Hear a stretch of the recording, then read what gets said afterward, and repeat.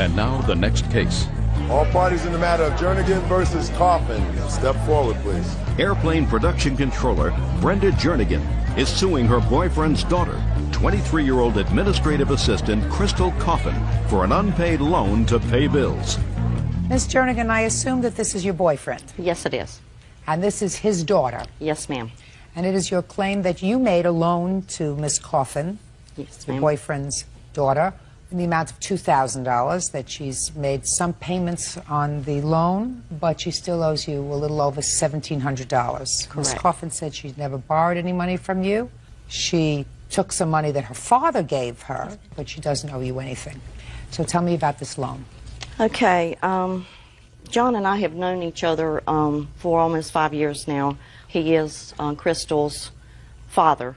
We moved in together in September of 2000, and soon after that, in December, I decided to loan Crystal $2,000. Well, tell me how that came about. John kept getting numerous phone calls from Crystal about getting behind on her car payments and the rent and the electric bills and the water bills. So he didn't have the money at the time, so I decided that I would loan it to her. It took me a couple of weeks to decide. Just a minute. At what point did she have a discussion with you, if ever? I did talk with Crystal sometime around the second week in December of 2000, and she just told me that she needed to get up to date on her car payments. She asked me if I could loan her some money, and I finally agreed a couple of weeks later to do so, and that's when her dad called her. Why didn't you call her? Because he decided he wanted to handle things with his daughter. Fine, step up. What's your last name? Coffin. Mr. Coffin, then you had a conversation with your daughter? Yes, ma'am. What did you say to her? I told Crystal that Brenda could let her borrow $2,000, and that would help her pay her credit cards off. What did she say to you? Get caught up. She told me that would be fine if I could get it to her as soon as possible. So we went down. Brenda took the money out of her account. I took the money, took it into the bank in South Carolina, and deposited it into my daughter's North Carolina account. Is that about right, Miss Coffin? No. I called my father and asked him if he could give me some money because the house bills were past due. I could not afford to keep the house bills caught up because I was trying to keep my own bills, my car payment, and my credit cards caught up. Well, whose house is it? It's his house. Well, a house he rents in his name. What do you mean he rents in his name? I live there, but the house lease is still in his name. But you live there? Yes, ma'am. With whom? My younger sister. How old is she? She is currently 21. Okay. So he moved out of the house and told you that you could stay in the house? Yes, ma'am. And you left the two girls in the house, and what was the arrangement with regard to the rent? Well, I was still paying the rent at the time I moved out, When did you stop? probably a year later. So you paid the rent on the house And the for a electric bill. year And while the your water two bill. girls were living there. Yes. And when did you decide to stop paying the rent? I got a job in South Carolina, moved to South Carolina. My son moved in with the girls, and they said they would take care of the bills. So far, is that correct, Miss Coffin? No, ma'am. My brother actually lived with my father for several months before he moved home. My father called me and asked me, will you call your brother and ask him to come help you? And I said yes. He was still giving money for the rent, but he stopped, and I took over paying the rent. Okay, well, that's why you were living there. Yes, ma'am. Fine. So they were your bills. At that point, your father hadn't been there in some time. Right. And he had, in fact, paid the rent and the bills for a period of time, even when he wasn't living there. Up to a point, yes, ma'am. But then he said, now you kids are grown-ups. You're over 21. You're on your own. Pay your own bills. Right. And you got behind. Yes, ma'am. Okay. Go ahead. Let me hear the rest. I asked him if he could afford to send me some money to help get caught up on the bills that were past due. He said that he would see what he could do. If he could come up with the money in some way, he would. He called me back and said that he was able to come up with $2,000 and that he would deposit the money into my account and that it should hit sometime the next afternoon. Are you telling me, Miss Coffin, that you never had a conversation with Miss Jernigan about money? I had a conversation with Miss Judy. Yes, ma'am. And what was the conversation? She asked me to list all the bills that I was behind on and to tell her which ones I thought were the most important. And I said, well, the only bills I'm really concerned about you needing help with from my father are the house bills because the other bills are my bills. They're all your bills. You live there. So you have to pay your rent. Now, what I want to know is, one gets the sense that you fully understood that your father didn't have this money, that the $2,000 was coming from Miss Jernigan. And I say that because you had a conversation with her about how much money you needed and what you needed the money for. And but for the fact that you thought that perhaps she could help you with that money, why would you discuss your financial matters with a stranger? My father asked me to talk to her about it. Why? Because he was going to try to get the money from her, and she wanted to know where the money was going and what it was for. Okay. So you understood that your father didn't have the money, and that if you were going to borrow the money, it was going to be from her. I didn't borrow the money from her. Why would she give you money? I understood that he was going to get the money from her to give to me. According to Miss Jernigan, she's not even asking you for any interest. She received $230 from you. You have a balance of $1,770. Yes, ma'am. You have a note there, Miss Jernigan, that you indicate in your complaint that the defendant sent you sometime in 2002. Yes, ma'am. I'd like to see it.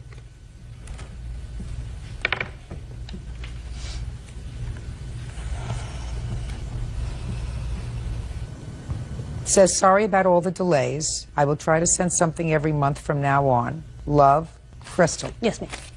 So? That was last summer, I believe June or July of 2002. Brenda's mother had passed away, and my father came down for the funeral.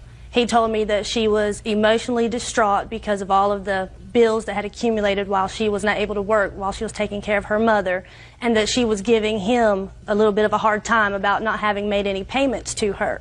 And he came to me at work and said, I need you to give me some money so that I can give Brenda some money, just so that she'll feel a little bit better. Good. That's a good thing that you gave her the money because you took it from her. And your apology is very clear. Sorry about all the delays because you didn't feel like following through. You owe her the money. Judgment for the plaintiff in the amount of $1,770. That's all. Step out. Parties are excused. You may step out. I was a little shocked that the judge saw it the way that she did. If I'd have had the money, I would have loaned it to her. My father is trying to make me responsible for his debt. I was trying to help Crystal out in a time of need. I'm thankful that my father was able to help me out in my time of need. I would love to see all three of us get, but I don't know if that can happen. This woman and I have nothing further to say or see each other for any reason. I love my daughter to death, and I always will. And now the next case.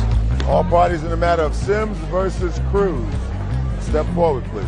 Serviceman Billy Sims is suing the daughter of his late father's girlfriend, 21-year-old Christina Cruz. Billy says Christina stole a cell phone off of his father's dead body. Mr. Sims, your father passed away in June of this year? That's correct, Your Honor. According to your complaints, he passed away. He had a heart attack in his car. That's correct, Your Honor. And the defendant was in the car with him, along with her boyfriend? I'm not exactly sure if she was either in the car or if she was following behind him in another vehicle, but they were traveling together. How did they know each other, do you know? The defendant's mother had a relationship with my father. Is that right? So your mom and his dad... We're dating. When his father had the heart attack, were you in the car with him? Yes, Your Honor. Oh. And this is all about a cell phone. That's correct. Because it is your claim that the defendant took your dad's cell phone after he had the heart attack and died. Yes, Your in Honor. their presence Yes, in the Your car. Honor. And Ms. Cruz says that she has the cell phone, but that he gave it to her. Okay.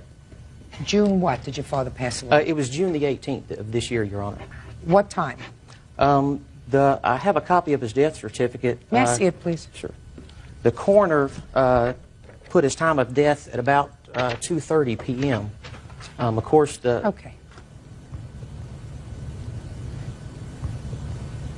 Did there ever come a time when you got property that was on his person at the time that he died? Yes, Your Honor. When was that? The following day, on the 19th, that morning, the county coroner called me and my brother to come and get his personal effects.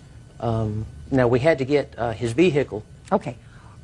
What personal effects did you pick up? Okay, I picked up his wallet, his checkbook. Okay, wallet. Was there anything in the wallet? His identification and some of those things. Any cash? There was no cash in his wallet, Your Honor. Do you know where your father was going on the 18th of June? Yes, I do, Your Honor. He was doing, my father was retired. He spent most of his time just doing yard work for people, doing handyman jobs really for little or no pay. and he was assisting the defendant's mother on doing some of this work. Okay. When was the last time you had spoken to your father from the cell phone? The morning before his death, probably maybe about an hour or an hour and a half before his actual death. Did you call him or did he call you? He called me twice, Your Honor. From his cell phone. Prior to that, for what period of time had your father had this cell phone? He's probably had the phone almost 2 years. He's had this cell phone, Your Honor. And is that the phone that he uses primarily for his communication with you? That's correct, Your Honor. All right, now, Ms. Cruz, it is your claim, your defense, and you say you do have the phone, and you did use the phone, but that it was a gift to you. Yes, Honor. Now, I'd like you to tell me your version of the events when Mr. Sims' dad picked you up, because that's what happens. He picked you up along with this person? Yeah. Who was this my person? Witness. Oh, that's my boyfriend. So let me hear. He came and picked you up at your mom's home? No, he came over my house and picked us up, and we were going to go swimming. But first, we were going to do some stuff for my mama. Okay. Now tell me about the cell phone. And he took me and my boyfriend to the side. And To said, the side of what? of his truck. Yes. And said, y'all are like my kids and everything, and I'm going to give you my cell phone. We have a deal. You pay me $50 a month. And we agreed on it. All three of us agreed on it. Just a second. So you're saying he took you on the side of the truck and said, you're like my kids, Yes, Your Honor. and I want you to have my cell phone. Is that right? Yes, Your Honor. Did he have another cell phone? No, he He had just had that one cell just phone. that one and the He ju- house phone. Well, but he had the cell Yeah. phone. That was his cell phone. Yeah. And as long as you knew him, he had only used that cell phone. Is that right? Yes, Your Is Honor. that right? So on that day, he said to you, you're like my kids, I want you to have the cell phone. Yes, Your Honor. Liar! You're a liar. There was other witnesses there. Bald-faced liar. You took his cell phone off his dead body. No, he And you was not probably also took the cash out of his wallet before the police got there. Not a question in my mind. Why would a man, unless he anticipates his own death, who has used a cell phone for 2 years to communicate with the rest of the world, all of a sudden take you and this person who was sitting over here and say, I want you to have my method of communication? Why in the world would he do that? You're like my kids. If you're like my kids, then he goes and buys you a cell phone and said, here's a cell phone. No, because he got tired of carrying it around and everything. It was No, too heavy. no. It was too, just a minute. Please do me a favor. Put your hand down. I don't have to listen to that baloney anymore. It's baloney. Could I please see the expenses that you are claiming for this cell phone? Yes, Your Honor. Did they use it, by the way? Yes, Your Honor. They used it.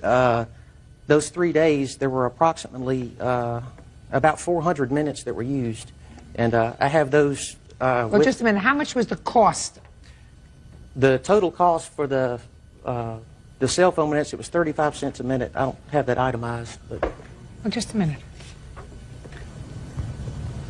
Did you ever get a bill from them for this? yes, Your Honor. Well, I want to see the bill that you Okay.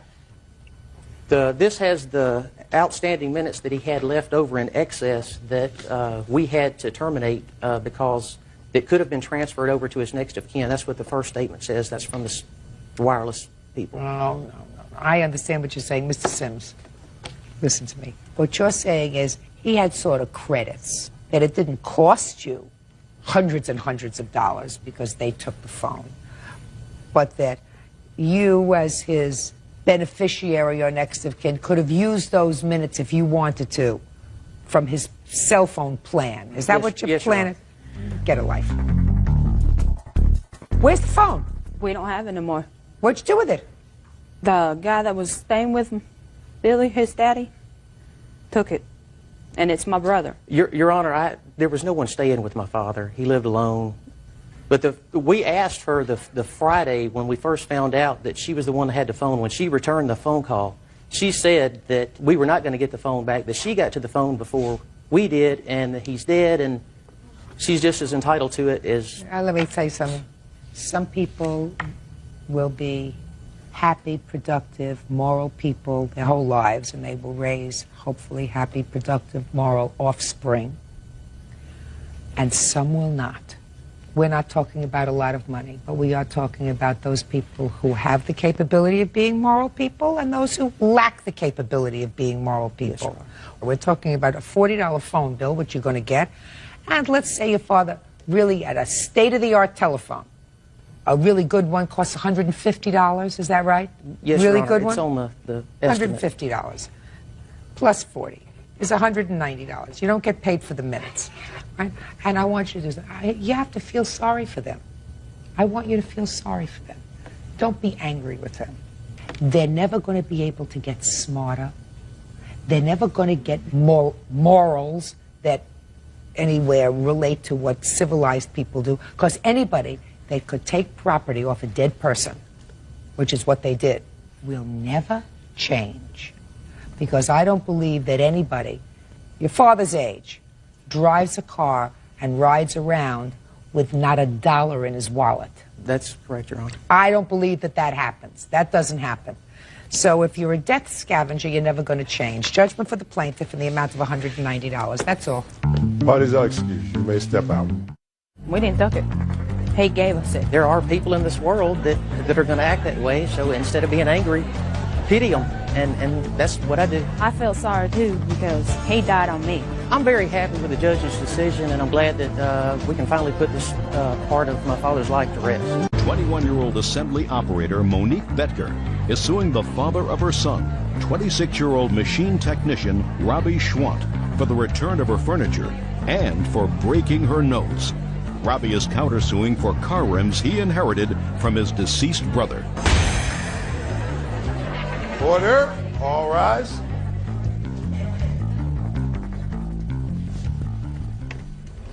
Yeah, this is case number 206 on the calendar in the matter of Betker versus Swant.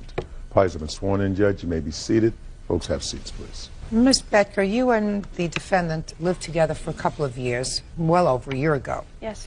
And you have a child together. How old is the child? Almost 2.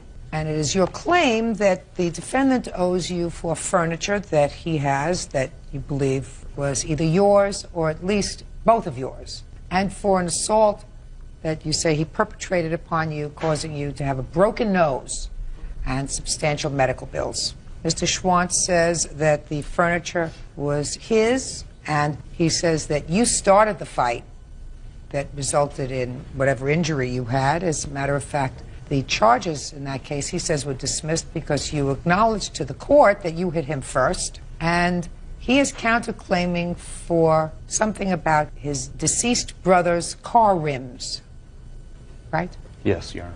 So, tell me about the separation in August of 2001. He got possessive. I switched shifts to second shift, different plant. He accused me of cheating on him. I went out one evening after work with a couple of friends, and I come home the next day because I was too drunk to drive, and the door locks were changed. Where was your child at the time? My mother. Is that when this incident happened that caused you to have a broken nose? Yes, because I went the next day to receive my belongings, and we started arguing. He kept following me around the apartment. I noticed most of my stuff was broken. So what happened? I started packing up my clothes, and he was yelling at me, calling me obscene names, and he called me a word I didn't really like, and I threw a burp rag at him, and he come at me with a fist. Threw a what? A burp rag. Yeah. And then he punched me in my nose. Your Honor, that's... I'll let you tell the story. Yes, sir. And what happened next? I called the cops. I have a copy of the police report. Okay. I'd like to take a look at it.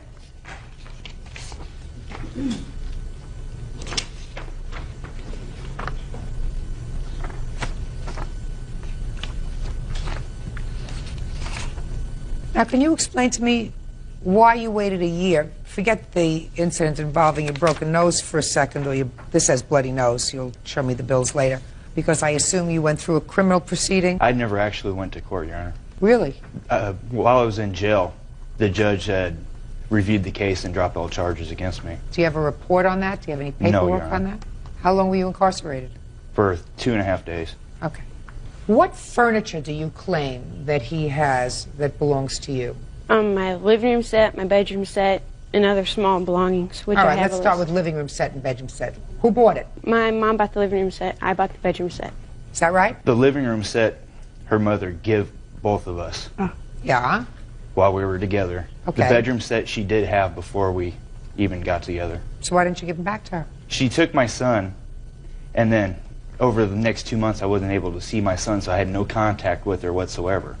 And then later when I moved out, then she had more than ample time to come get her stuff. I had talked to her, so I ended up putting her stuff in storage at my own expense because I didn't have the heart to just leave it in the apartment and let it be taken. So where is it now? They're at my apartment. Okay. She wants him back. Well, the problem with that is I was given joint custody for my son. I don't care. I don't care. The living room set and the bedroom set she wants back. Get it back to her. Your Honor, she owes me several $1,000s. For what? For the tires and rims, for... Just a minute. We're going to get to your complaints. I'm talking about things, not money. She has to get back the living room set and her bedroom set. They're hers. What else? There's a list of Beanie Babies, some clothes. I've tried numerous of times to get my stuff back, and he come get it. Oh, don't come get it. Come get it. Do you have her stuff? Someplace? I have some of it at my apartment, some of it at my parents' house, and a lot of it I've given back to her already. Okay. Whatever you have a child together? Yes. Do you share custody, I assume? Yes. Now at this point you share custody. So it's a very good idea to maintain nice relations with her. I've been Pleasant. trying, Your Honor. Very good. So pack up all the stuff in boxes. Tell her where she should go to pick them up. You live close to your parents? No. No. Your Honor, she's What? had more than enough ample time over the last year. I've told her several times to Listen! come get the stuff. But what are you doing with it? A lot of it was sitting in storage for 5 months. Fine, while but she now had it's still chance to- there. Mr. Schwantz, I don't understand you, sir. Now it's there. You said you have some of it at your house, you have some of it at Correct. your parents' house, right? Yes. Get it together and give it back to her.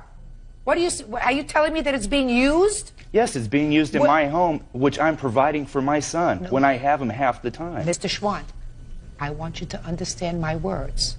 The bedroom set and the living room set are going back to the plaintiff. Yes, Your Do Honor. you understand? That is the order. Yes, Your Honor. Good. As far as the other things are concerned, physical things, put them in boxes, and she's going to pick them up. And I'm going to suggest, Mr. Schwantz, that if you don't want to be an immature baby, you put them in boxes, wrap them up nicely, store them nicely, so that you don't have any quarrel with her. Because you have a child who's 2 years old, and for the next 16 years, you're going to have to get along with each other. So don't make a mountain out of a Beanie Baby. Do we understand each other? Yes, sir. Okay, good. Then don't speak anymore. Now, you want to tell me? He says that it wasn't just a throwing of a rag in his face, that you slapped him first. Is that true? That's false. Want to tell me what happened? We had gotten into an argument. That I know. Okay. The argument got heated. I called her, and she turned around. She had a rag in her hand and hit me with her hand. And after The rag in it. Yes, with the rag. She was holding it in her hand. She hauled off and slapped me across the face. Slapped you. And what did you do to her? I turned around and I slapped her back. Slapped her or punched her? Slapped. Judge Judy continues in a moment. Her mother gave you the living room set. Gave to both of us, Your Honor. Didn't make any difference who you were.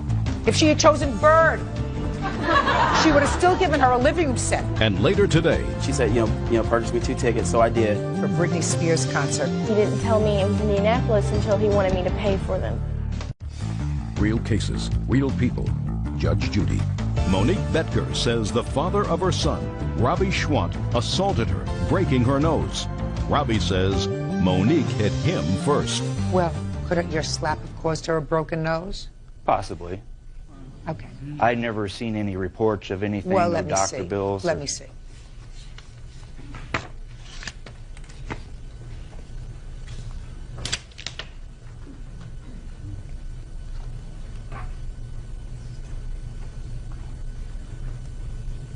Where did it say he had a broken nose? They couldn't find that paper, but it does say that It I had a doesn't fractured say. It nose. says nose possible fracture. It says headaches, whatever, and it says nose injury, possible fracture. And you declined x-rays, is that right? I did a couple weeks after that. You have the results of those x-rays? don't. Well, then I can't help you. If you slapped him and he slapped you back, unless I have proof that he overreacted, reports don't indicate that you had any more than a bloody nose. Okay.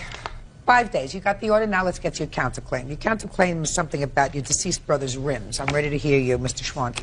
Before my son was born, while she was still pregnant with my son, we purchased together, but in her name, a 97 Ford F-150. My brother, who was deceased now, had some tires and rims that were on his truck that was similar, only a year newer.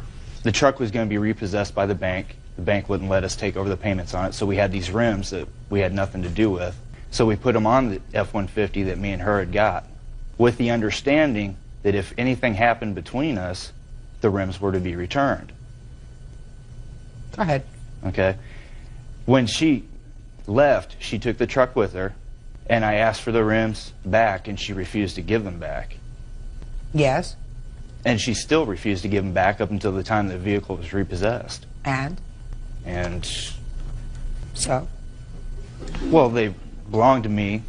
They were one of the last things that I have of my brother, who died 2 years ago. You mean it's like a class ring? His rims for his car is like a class ring? No, but it's a remembrance of my brother, who's deceased now. That's what I didn't get from your counterclaim, sir, that the rims had sentimental value to you. Yes, they did, Your Honor. Mr. Schwant, if you were old enough to make a child, you're supposed to be mature enough to make reasonable judgments. To even come into a courtroom and suggest that tire rims are a sort of sentimental symbol of your brother that she took away when she took your truck, and you want her to somehow, and the truck is repossessed. Yes. Right? So that she doesn't have the rims anymore. Right. So you want her to give you money, and that somehow will make you feel better. You'll have the money to look at that will remind you of your brother. I never wanted any of this back until she brought this upon me. Only thing I wanted... Just a second! You have her stuff. You have her things. Yes. The rims for the car are not yours. You neither purchased them, they were not bequeathed to you. Yes, they... No, they weren't. Show me a copy of the will where your brother left you his rims. He didn't have a will. All right. They were not bequeathed to you. They were sitting on a car that was going to be repossessed. You put it on a car that was in her name. And she left with the car. Period. End of discussion. This is her furniture.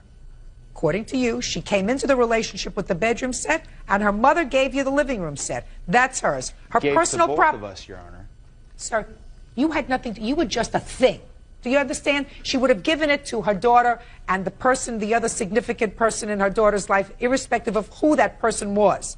She wanted her daughter to have a living room set to live on. Didn't make any difference who you were. Don't you understand that?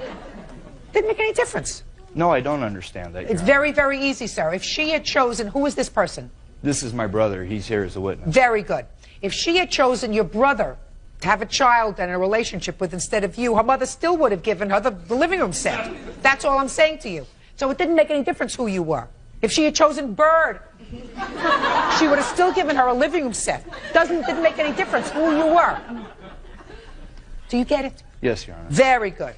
And so, but the bottom line is, what I'm telling you, is that you have a 2-year-old child together.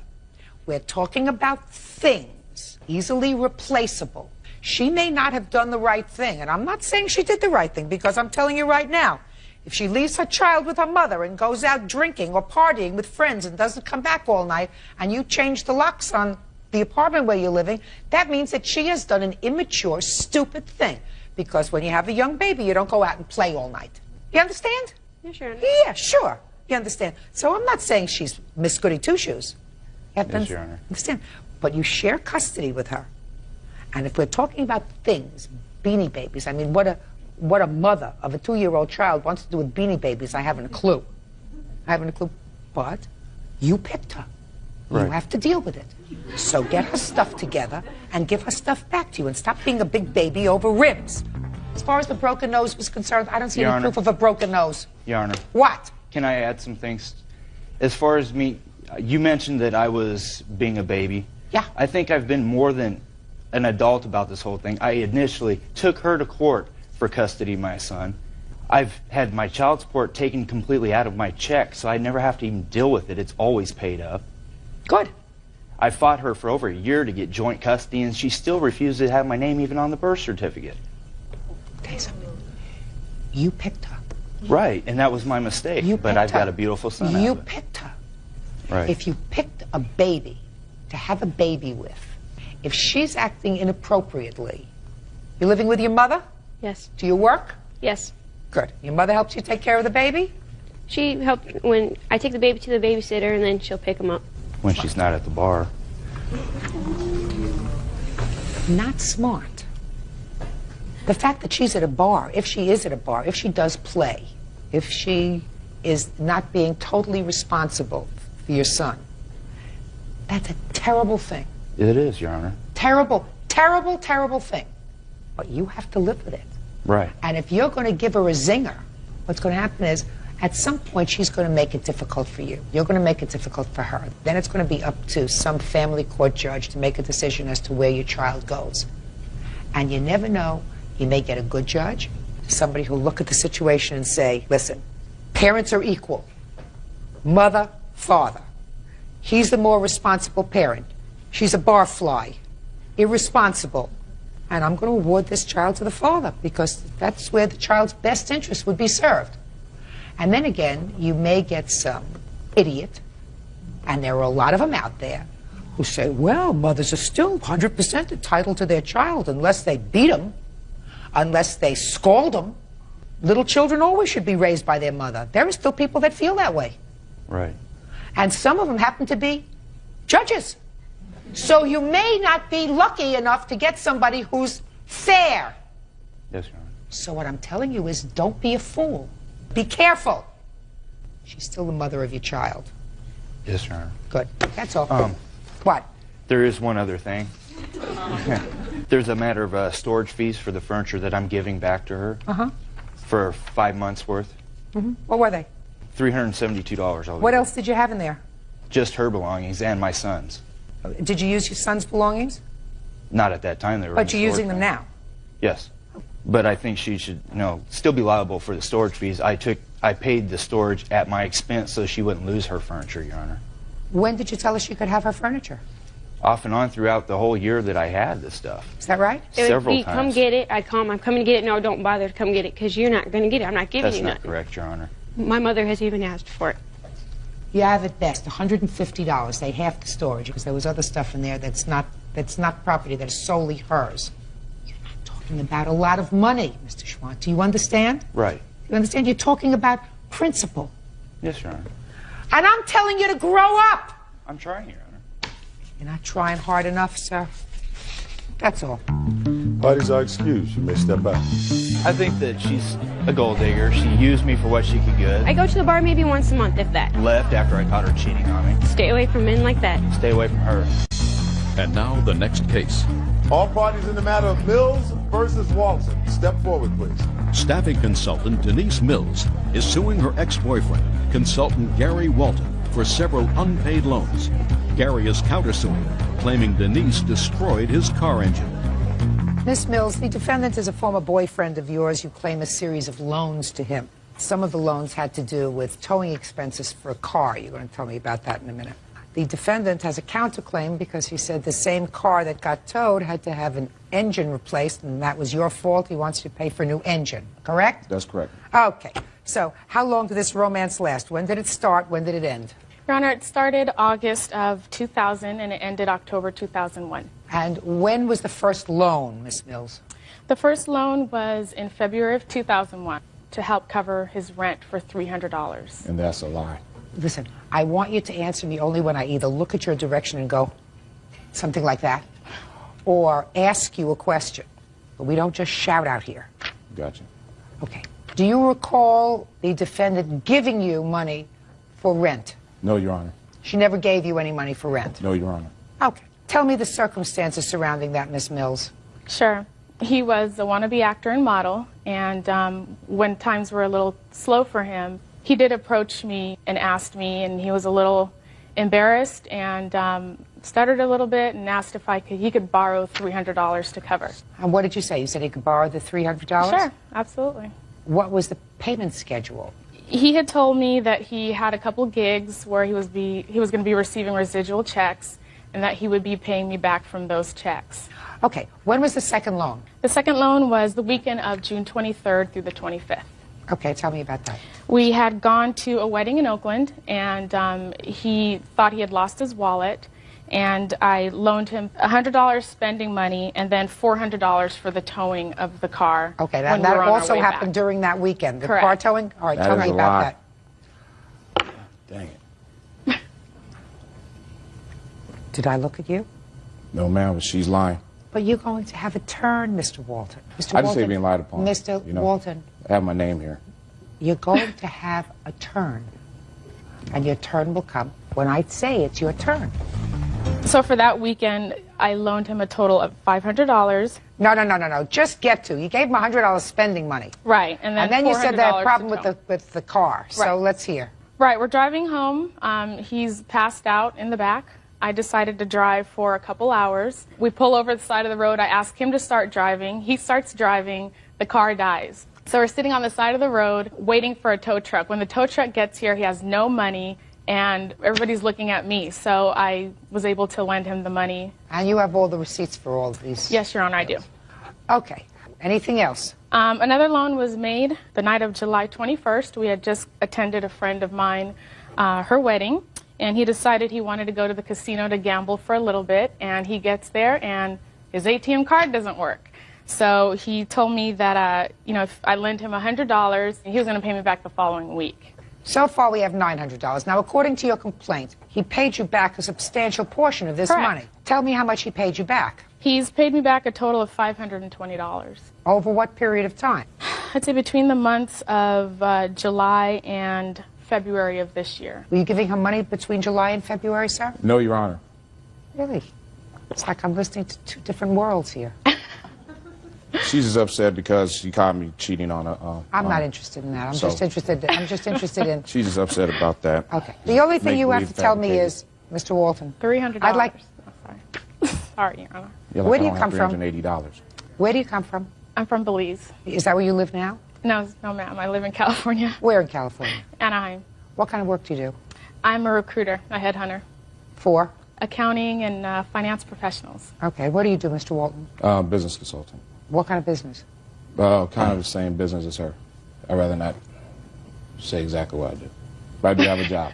I just want to know what you do for a living, sir. Basically the same thing as she, Your Honor. Well, what is that? I'd like somebody to explain it to me. Basically, what do you do? I place accounting professionals in corporations and on a permanent basis. And he does the same thing? Do you want me to tell you what he does since he can't tell you? Well, yeah. He's the staffing manager. Basically, he works in the healthcare industry, and he places nurses in home care. Okay. Now, I'd like you to tell me something, Mr. Walton, about your counterclaim. Basically, everything she just says is fabricated lie. Secondly, what happened was Miss Mills was nice enough on that date in June to drive the vehicle back. I was tired. One of my buddies just got married. We've been partying all day and all night. Now, I told her that she cannot drive over 65 miles per hour because I have a diesel engine. Diesels burn oil at a faster rate. She says, no problem. Take care of it. Next time we go get gas, we need to stop off, get the oil, put some more oil in, etc. She never stops. And she proceeds to drive over 65 miles an hour. And the only reason why I know this is because when I woke up, I saw the gauge. It basically froze at about 75 miles an hour, and the oil light came on.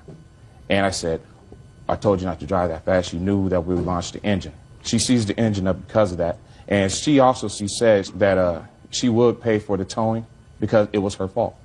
And she also paid for my engine. No, Your Honor. No, never. Liar. God. Listen, whether she did or whether she didn't, you gave her permission to drive the car. Permission to drive the car because you weren't able to drive the car. It's not that she borrowed. car. Don't interrupt. I'm sorry. It's not that she had borrowed your car, sir. You were supposed to be driving, I assume. You were tired because you'd been partying all night, so you asked her to drive the car. You wanted to be alert enough to watch and make sure that she wasn't driving over 65 or over 70 miles an hour. Stay awake. It's your car. Did you have any money with you that weekend? Yes, I did. That was just actually a week after my birthday, so I get birthday money and I have a job. So you had a whole bunch of money. Yeah, so I don't need money from her. Now, I believe her when she says that you gave her back money between gave her money as July my and girlfriend, February. Your Honor. No, between July and February. You were no longer seeing her, sir. No, we were still off and on dating, and she knows it. Well, if you were still off and on dating, did you in fact give her any money during that time? Not as a payment of a loan. What'd you give her money for? Just so she could take her son out and do things like that. Just little recreational things because I love her son. I love the little guy. Oh. Miss Mills, you have the bills for the towing? Yes, Your Honor, I do. Can I see them, please?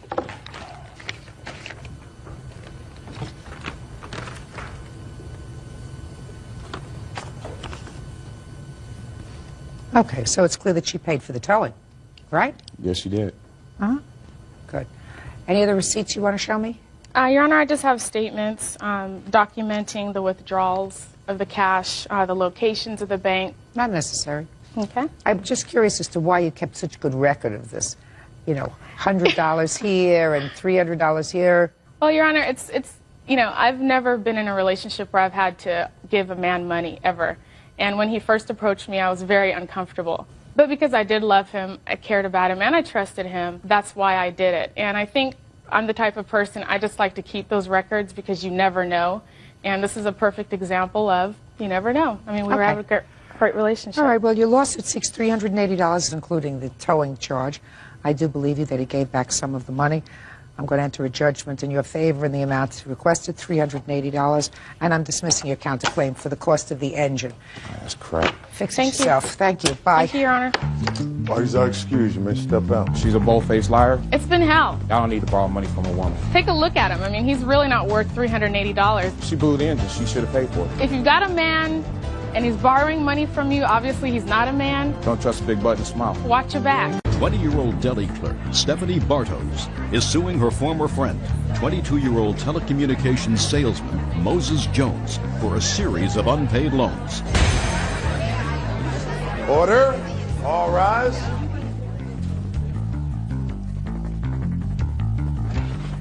Now, this is case number 78 on the calendar in the matter of Bartos versus Jones. Parties have been sworn in, Judge. You may be seated. Sir, have a seat. Miss Bartos, you and the defendant had been good friends for a very long time. How many years had you been good friends? Between 4 to 5. And you claim a series of loans to him. Yes. Mr. Jones, while acknowledging that you gave him some money, is that right, sir? Yes, ma'am. And while acknowledging that you purchased some things for him, said everything that you gave him were gifts, and that you're suing him for a reason that he's going to tell me later.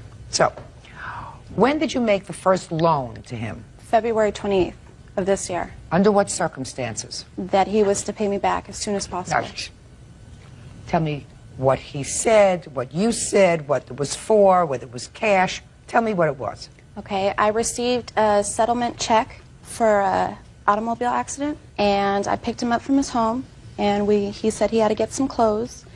We got the clothes, shoes, all that stuff, and he stepped outside and he asked me if I could pay for it for him. Is that what he said? Could you pay for this for me? If I could do him a large favor. Yeah.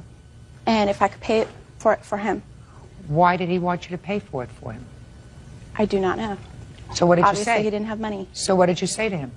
I said, under the terms you pay me back. He was my best friend. Well, you didn't say to him, under the terms you'll pay me back. That doesn't sound like something that comes out of your mouth, Ms. Bartos. So you have to be very careful about what you say to me, because I can usually tell the truth. Okay. Okay? He said, he stepped outside and he said, can you pay for this, or can you take care of this? You must have said, why? How do you go shopping without money? I mean, that would be normal, even with your best friend. So let's hear what transpired in February of '02. Well, he came outside and said, can you take care of this for me? And what did you say to him? Sure. You said sure. Under the terms that he was to pay me back, it was a loan. He said, could you loan this to me? Now you gave me two different scenarios. You said, can you take care of this for me? Can you pay for this for me? And now you say, could you loan me the money to pay for this? Which one was it? It was a loan. It was a loan. I'm looking for the words, Miss Bartos. You're not cooperating with me. You're looking to the end result. I am looking for the words that were exchanged. Are you following me? Yes. Maybe I'm not going to get the answer from you, so forget it. Mr. Jones, you remember February 28th of this year? Yes, ma'am. Tell me about the clothes shopping. I had to get some new clothes. Stephanie was a good friend. She wanted to go with me, so we went down to the shop. I actually left my wallet at home that day. That's why I forgot, just running out, getting everything together. She was on her way. So you left your wallet at home? Yeah. That's why I asked What her. was in your wallet? My credit card. So you some were money. intending to pay for the clothes with your credit card? Yes, ma'am. Okay, go ahead. You know, I went to look for my wallet to pay. Didn't have it on me. I said, Stephanie, can you pay for it? She said, sure. And that was that. Well, did you mention to Stephanie, because you must have mentioned to Stephanie, can you pay for this for me? I left my wallet home. Mm-hmm. Is that right? Yes, ma'am. Is that your story? Yes, ma'am. Does that sound familiar to you? No, it doesn't. Well, going to tell you something. She is so fixed at getting her loan across that she's not paying attention. Maybe she just don't get it. But according to you, that's what happened, sir. Yes, ma'am. Okay. Now, when was the second money that you gave him, madam? March 8th. Go ahead. And he had phoned me a couple days prior. He said that he was in financial debt. He couldn't make rent. He didn't get his promotion through his job. And he asked me if he could borrow some more money. And he said that his only other means was to do something illegal. And I told him, I said, you have a 1-year-old son. You don't want to jeopardize that. And so he came up to my job on March 8th, and I loaned him $1,000 so he would not come up here to L.A. to do something illegal. How much were his clothes? A total of $445.47. So tell me about the $1,000, sir. I had talked to Stephanie a couple of days prior, and I told her that, you know, I was trying to get a couple of things moving quickly. Well, I don't know what that means. You're Well, in the moving I was trying to get a couple of, you know, things that I wanted, and I didn't get my promotion. I don't understand what you mean. You're trying to get a couple of things that you wanted. What does that mean? Like, I wanted to buy a new outfit. I wanted to get some stuff. I wanted to just buy some more stuff that I wanted personally for myself. You know, and then I got hit with having to take care of rent at the same time, and I didn't manage it correctly.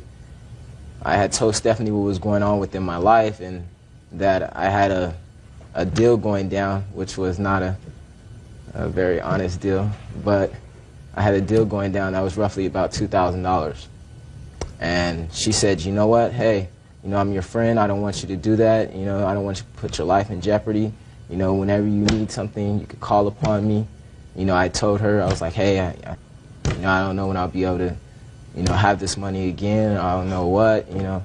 What does that mean? I don't know I'm when sorry. I'll be able to I'm have sorry. this money again. What does that mean, Mr. Jones? Yeah, I don't know when. You don't know when you'll be able to pay her back. Is that what you meant? Is that what you said? Yes, ma'am. I don't know when I'll be able to pay you back. Right. And what did she say? She said, don't worry about it. You know, you're my friend. Here you go. And she just wrote the check to me. Okay. And what was the next amount of money that you claimed that you loaned to him, Miss Bartos? We went the next week, we went to tattoo parlor, and he wanted to get a tattoo on his right upper arm with his son's name, and I paid for it under the pretenses he was to pay me back. Okay, Miss Bartos, that I'm not even entertaining. The tattoo. Do you understand? If you're dumb enough to give, yes you are. No. If you're dumb enough to give him money for clothes, if you're dumb enough to give him $1,000 because you say he was going to be evicted, then you don't indulge him in paying for a tattoo with his son's name on it and expect to get paid. Not from me, because that's the height of stupidity. Now, but he was to pay me back with his income tax return. I don't care what you say. I don't believe that. Who is this person? My father. Even your father understands that. Judge Judy continues in a moment. The tattoo was already starting. So what? What's your son's name? Moses the Fifth. So then you can have Mo. And later today, My tools. I'm not interested in your tools that were in the car, sir. Mr. Green, do I look stupid to you? real cases, real people. Judge Judy. Stephanie Bartos says former friend Moses Jones owes for several unpaid loans. Moses says he never agreed to pay. Somebody has already borrowed almost $1,500 from you because he needed it. The first thing he needed were clothes. The second thing he needed was money so that he wouldn't get evicted. Somebody who needs money so that they're not going to get evicted doesn't spend a couple of $100s to get a tattoo on his arm. And if you are not stupid, then you say to him, Mr. Jones, you have a lot of debt. You don't need a tattoo on your arm. Well, so I'm not paying for that, whether you say you're going to pay me back or not pay me back. Well, initially, I went there to get a tattoo on my back shoulder of my daughter's name. And he sat down, and the tattoo was already started. He didn't have the money, so I went with his friend to go get the money. The tattoo was already starting. So what? What's your son's name? Moses the Fifth. So then you can have Mo.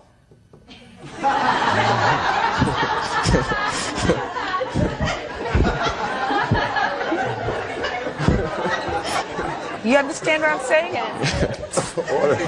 Order. Okay. Shh. Then you find out, because you called him, and you find out that he got married. Is that right? Yes. Because that's his defense. He says, you're really mad about all these things because this very best friend of yours had gotten married 2 years before and didn't tell you. Right? Mm-hmm. How come you neglected to tell your very good friend that you got married, sir? Well, that's a weird situation that happened. That's not weird. It is weird if I were to get into the details about it. But, you know, it was a situation that I wasn't very comfortable with. And I was in the process of a separation. That's why... Well, you weren't separated at the time you got married. No, I wasn't. Right. But So when I got married, me and her weren't even really talking. There was a 2-year gap where we didn't even talk. So, but then somebody picked up a phone, somebody met in the street and whatever, and you say, hi, how you doing? No, good, how are you doing? Anything happening? What's doing? Yes, I got married. Right. But you didn't say that. No, because... Did you say that? Did you tell her you were married when you took the $1,000 from her? No, I was... Were you living with your wife at the time? No, I wasn't. Yes, he was. Yes, he was. And I was there. Hmm? I've gone there before. All right, Miss Bartos, despite yourself and in spite of yourself and your testimony, Mr. Jones has cooked his own goose because Mr. Jones testified that he was intending to pay for his... Stop smiling, it's irritating.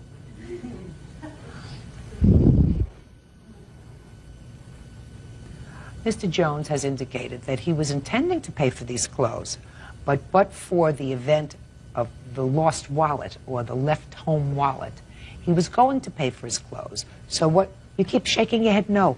You're so thick and so fixed in your position that you're not paying attention. I'm paying attention. Then try to pay attention. Which indicates that he had intended to pay for his own clothes, which would have been very natural for him to say, I left my wallet home, could you cover this for me, and I'll pay you back. Not I left my wallet at home, so would you buy these clothes for me because I don't have my wallet, and I'm not going to pay you back. That's what he said, because he's not too swift. And as we come to the $1,000, I also believe, based upon his testimony, that he led you to believe that he was going to pay you back at some unspecified time. Because according to him, he said, I don't know when I can pay you back. And you said, that's all right. But the intention was to pay you back. And that's what you relied on. So I'm entering a judgment in your favor for those two loans. Judgment for the plaintiff in the amount of $1,445. That's all. Parties are excused. You may step out. He lied to me. He had been married, never told me. You know, I don't feel it was a betrayal just because I didn't tell her. He stood up there and blatantly lied. 2-year-old daycare provider Christina Harding is suing her former roommate, 23-year-old real estate agent Charity Zimet, for unpaid rent and bills after she broke the lease. Order. All rise. All rise, please. Your Honor, this is case number 129 on the calendar in the matter of Harding versus Zimet. Thank you. Parties have been sworn in, Judge. You may be seated. Folks have seats, please. Ms. Harding, you and the defendant signed a lease for a house. Yes. It's a large house. You were the only two people on the lease? Yes. You moved into the house with your boyfriend? Yes. Boyfriend? Yep. Ms. Zimet moved in with her 2 children? Yes. And there was someone else living in the house too? Yes. Who was that? Her witness, Jolene. Ms. Zimet moved out early. Yes. And you believe that she should be responsible for the 7 months that was remaining on the lease? Yes. Ms. Zimet says that she was forced out because of assaultive behavior by both you and your boyfriend. Yes. Okay. When did you sign the lease? November 1st. Of what year? 2001. Did you know each other before you signed the Yes. lease? For how long? Since the 9th grade, about 1994. So you've known each other a long time? Yes. Was there any reason why your 2 names were the only names on the lease? We were going to move in with another girl that backed out at the last minute, and that's when we had decided to let Jolene move in. And what about your boyfriend? He just never signed the lease. It was just between the 2 of us. I don't know. We just never had put him on it. But he actually moved in? Yes. What was the total rental on the house? $1,600. And what was the defendant's responsibility on the lease? $550. I'm going to go to you, Ms. Emmett. When did problems arise that you say, caused you to move out? Well, problems arose as soon as we moved in. She was, in my opinion, acting jealous over me and Jolene talking. She would slam doors around. She was just not making it comfortable to be there at all. And then every week it seemed like there was something different that happened. You know, at the beginning of January when she shoved me into a gate, which I have a picture of a bruise that she left on my back. Well, tell me about that. What? Well, it was New Year's Eve. I happened to leave them at the club, not purposely. I don't know what you're talking about. Okay, we were at a dance club. Who was? Drinking. All of us. And we all left, and I was supposed to bring 2 people home, which I didn't. Not on purpose. No. Not on purpose. Didn't bring them home, which included Jolene and Archie's sister. You all went to a dance club. Right. You were supposed to take 2 people home. Right. Jolene and the boyfriend's sister. Yes. You didn't do that. Right. You say you didn't do that on purpose. Right. Because she was highly intoxicated. You did it. It was accidental. Right. But something happened when you got home. Right. As soon as I walked out of the garage, she came running at me and pushed me into the gate, and the gate handle left a bruise on my back. And you say you have photographs of it? I have a photograph, yes. That's not true, Your Honor. I'll get to you in a second. It's hard to see, but you can see. Okay. Go ahead. Then the very next weekend, on a Saturday, we were all at the house drinking after the, just having a little party at the house after the bar. And after what bar? After just the bar on a Saturday night, you know. So you went to a bar Saturday night and you were drinking? Right, all of us. And then you came home and you continued to drink? Right. Where were your 2 children when all this drinking was going on? My children were with their father. Do they live with their father on the weekends? Well, it was every other weekend. Go ahead. And Archie was, you know, intoxicated, and he was yelling at his sister. Me and Jolene were sitting in the kitchen, and we just really didn't want to hear it, you know, like yelling and stuff. So I stood up, I said, it's okay. That's all I said. He started cursing at me and proceeded to throw me across the kitchen. And when I got up, I was crying, and when I was walking away, he poured his beer down my hair. I did call the cops, which I have records of that. You just have a record that you called the police. You don't have a report. Right. Here's what happened after I called the cops. I was upstairs in my room when I called the cops, and when they got there, I didn't realize I was upstairs, couldn't hear nothing. And then her and all his family came upstairs to ask me if I called the cops, but they said it. That is not true. You didn't call the cops, did you? I'll get to you in a second. You didn't call the cops, did you? And I didn't realize the cops were standing right down the hallway, so I said no because I didn't, want to say it to them. All right. So those were the 2 instances that you're complaining about that caused you ultimately to move out? Them are the 2 biggest ones, yes. You're Archie. Yes, ma'am. Did you pour a beer on her? Yes, I did, Your Honor. I figured you did. Why? Because I thought that she interfered with something that didn't really have to do with her. She was not in the same room like she said she was when my sister and I had gotten into an argument. We were just talking, just how brother and sister normally do. And she came out of the kitchen, started yelling at us, started swearing at us. She started chewing me out, saying I didn't have no business talking to my sister like that. My sister had said some pretty offensive things to some people. Okay, so she just came out and she was yelling at you. Yes. And what did you do? I asked her if she could please, get away from our conversation. I was talking to my sister. I didn't think she had any business being there. She kept on insisting on trying to get in between us, trying to push us apart from each other. It wasn't getting physical. It wasn't getting very loud. We were just having a few words, and she intervened. She's somehow. intervening in a family situation. So what did you do? So I asked her on several occasions. You told me you asked her to stop. Mm-hmm. Move out. Both Go. I asked her on several occasions to please sit down, please leave us alone, we're trying to talk. All right, so you asked her, and she didn't. She did not. What happened next? Then she pushed me. She pushed you. How did she push you? She pushed me by my chest like this.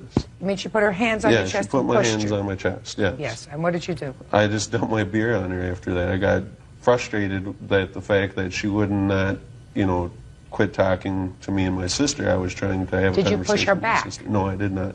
You just poured your beer on her? I just poured my beer over her head, yes. And at that point you were angry? I was a little upset. Put your hand down.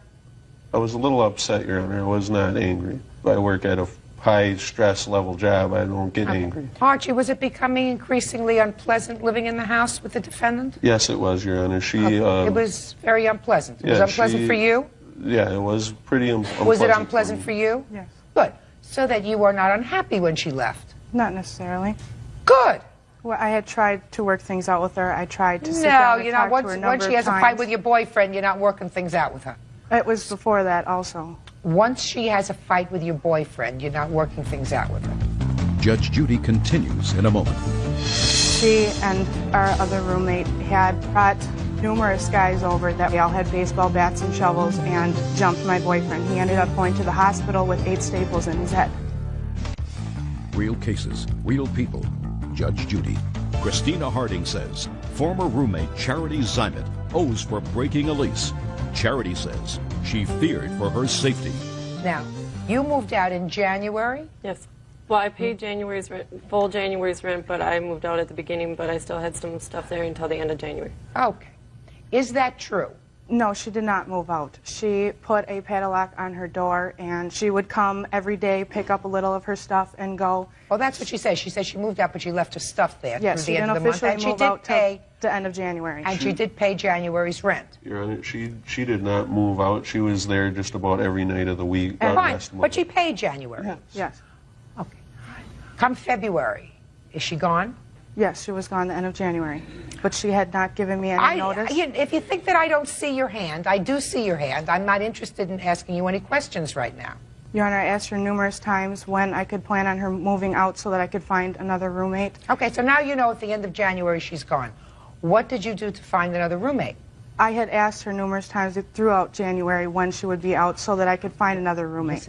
You're not listening to my question. Your Honor, she was. I said now you know at the end of January she's out. What did you do Your Honor, then to get another roommate? I had another roommate set up to move in on March 1st. And she and our other roommate brought numerous guys over that were related to Jolene. And they all had baseball bats and shovels, and they jumped my boyfriend. He ended up going to the hospital with 8 staples in his head. And that caused my roommate not to move in. She was scared to live with us. And when did that happen? On February 3rd. I have pictures and hospital reports of what happened. Is anybody arrested? No, it's still pending It's investigation. a pending criminal investigation. So I cannot get a police report. It's not been released yet. You're talking to a homicide investigator.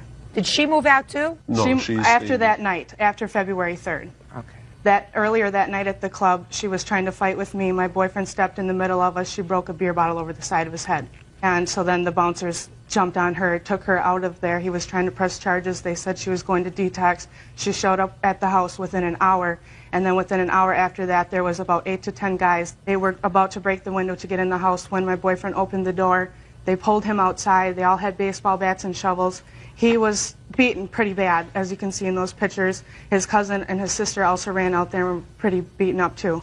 What makes you think that the defendant had anything to do with this? Because I saw her driving Because away from there after the guy. She was sitting there on the street in her car when this was all going on. After the police were starting to come, she backed around the corner of the After she block. supposedly moved out of the house, Your Honor. You mean on February 3rd? Yeah. Yes. This young lady was with her in the car? She was in one of the cars. She had gone out the side entrance and she had gotten into a car somewhere else when all this had happened. She must have got in the car before that. When I saw Charity back down the street, she was in the car by herself. When was the lease up in the apartment? It's not up until August 31st. Who's living in the house now? Just the 2 of us. We have still yet to find a roommate. Where are you living now? I own a house. I had just moved out from my kids' father for a short period of time. Go back. You're living in a house that you own? Yep. When did you purchase the house? August of 2001. If you purchased the house in August of 2001, what were you living with them for? There was problems between me and my kids' father, so I decided to move out for a short time. So you're back in that house now? Yes. Who are you living there with? My children and my kids' father. Were you at the house? I'm not going to ask any questions about that. That's part of a pending criminal investigation, so I'm not going to ask any questions about where you were on February 3rd. Your Honor? What? I had an apartment with my boyfriend before. I decided to move in with her and another friend that was going to be getting a divorce from her husband. And she decided to stay with her husband. We were fine in the apartment we had. I decided I wanted to help her out because she wanted to get away from her kids' father. She was dating my boyfriend's friend at the time, and she wanted to get out of that house. She wasn't planning on going back there. Okay, She signed the lease till August 31st. Did you speak to the landlord before you moved out? Yes, I did. Quite a few times. He told me he would take me off the lease, and that's where I was renting from. I never received another lease. Were you in fact removed from the lease?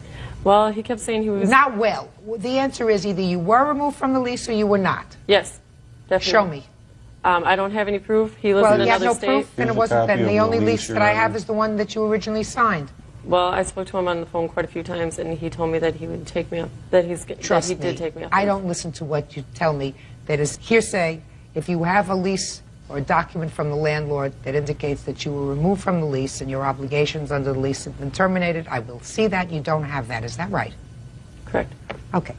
Now, what efforts did you make to try to find a new roommate to assume your responsibilities under the lease? It was not my responsibility to find a new roommate. No, whose was it? Bird's? Whose was it? Well, you have a lease. Correct. You have an obligation under the lease. Yes. Ordinarily, I would say that they have an obligation to mitigate their damages. Well, which she told I'm me... speaking. I want you to try to learn something today. Every day should be a learning experience. Real cases, real people. Judge Judy. Christina Harding says former roommate Charity Zymet owes for breaking an apartment lease. Christina also claims Charity sent friends to beat up her boyfriend, Archie White Eagle. Listen to me. They have an obligation, if they know that you're moving out, to try to mitigate their damages by finding someone to assume the remainder of your lease. Unless I find that there is some evidence that you and your girlfriend over here have done something that would make it difficult for them to find a new roommate. You also have a responsibility, because if you sign a lease and if you move into a home with the understanding that neither of you could afford this on your own, but together you could afford to maintain a big house like this, then you have a responsibility not only to your landlord, but also to your co-tenant. So I'm asking you, you did not do anything to find another roommate? Well, she, at first we did agree about a 2-month notice of getting out. Now, I don't know why she's going for the whole lease. I think she's just upset that the person did not move in, which I do not know the person that was going to move in, but Jolene does. She said that she didn't want to move in the first place. She was just saying she was going to move in to be nice. And this is all what she told Jolene. She said she was never planning on moving in. Then find somebody, and I'm asking you, what efforts did you make to find somebody? And if your answer is simple, you made no effort to find anybody. Is that right? Correct. Good. Listen to me. It was not a pleasant situation living there in the house, clearly. Everybody made a mistake, and everybody's got a bad temper. You had no right to pour beer over her head. Correct. None. And she had, as far as I'm concerned, I mean, if she was a reasonable parent, which I'm not so sure about, a lot of drinking going on there, even if her children weren't home. And her children were there every weekend. Are you trying to talk over me? No, I'm sorry. Good. So I think it's probably a very good idea that she left. Now, are you current in your rent? Yes. How are you managing it? It's really hard. Do you I work? have tried to start daycare, and I haven't gotten very many children because of the pending investigation, and my boyfriend has been picking up just about most of the rent. What kind of work do you do? In security. Okay, so you've been paying the rent. Yeah. Now, when you moved into the house, did you put down security? Yes. How much? I put down 1,000, Charity put down 600, and I have lost that now. Why? The landlord said since she moved out, she forfeited her part of it, and... Oh, no. Don't give me baloney. Security deposit is for any damage that's done. So you don't forfeit that until you move out. That's just what the landlord said, and I'm going and you to only fight forfeit that if you move out and there's damage to the property. Is there damage to the property? Yes, I have pictures of how she left her room also. Holes in the walls and trash all over. Well, trash it and clean up. Yes. Holes in the walls is different. Well, we had to pay for that trash to get hauled away also, Your Honor, out of our own pocket. Arch, is there anything physically wrong with you? No. You had to pay somebody to sweep up? No, I said we had to physically pay to remove all of her trash that she left When there. you say physically pay, what does that mean, We had to pay Archie? the trash. We had to pay the trash bill to have all of that stuff hauled away. No, that's not a big deal. We're not looking at a big deal here. Listen, Miss Zimet, you skipped out on a lease, and you had no reason to skip out on that lease, as far as they're concerned. And as far as they're concerned, I guess not. In my mind, I did. You're not speaking for a very good reason, madam. You're not speaking because there is currently an investigation that is pending with regard to a very serious assault. And I don't want to hear you because I don't want you to inculpate yourself or anyone else in this incident that occurred on February 3rd. There's other incidences that happen, though. But I'm not going to let you pick and choose what you want to talk about. Okay. Perfect. Now we understand each other? Good. She has a $600 security deposit. I suggest you putty up the walls so that you don't lose that part of the security deposit. She moved out, she paid January, February, March, April, May, June, July. Is that right? August. No. August will be covered by her security deposit. I will prepare an order that her security deposit is to be released to you. Okay. Do you understand? Yes. That covers your last month's rent. So it's 6 months at $550 is $3,300. I also have bills that she didn't pay for December and January. What bills? The trash bill of the electric bill, the water bill, and the cable bill. Good. Consider that paid for by the dumping of the beer over her head. Judgment for the plaintiff in the amount of $3,300. That's all. Parties are excused. You may step out. Very vindicated. Feel that Judge Judy was on her side and that she sided with the correct side and that she made the correct decision. I don't agree with the judgment. I will choose my friends and my roommates very wisely from now on. I think she shouldn't have got anything. She's been telling people lies about me. All the lies she said in there? The things she said in the courtroom, that my boyfriend pushed her, that I pushed her. That's not true. That they didn't push me? That they both didn't push me when they both did? I've never laid my hands on her. They're rude.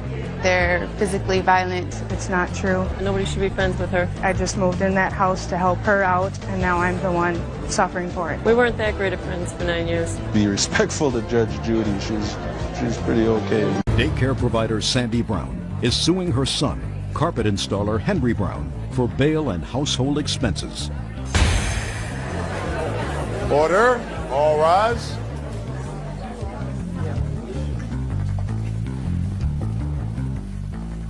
Yeah, this is case number 48 on the calendar in the matter of Brown versus Brown. Thank you. You're welcome, Judge. Parties have been sworn in, Your Honor. You may be seated. Ma'am, have a seat, please. Mrs. Brown, the defendant is your son. Right. Is that right? Are those prescription glasses, sir? Yes, ma'am, very much so.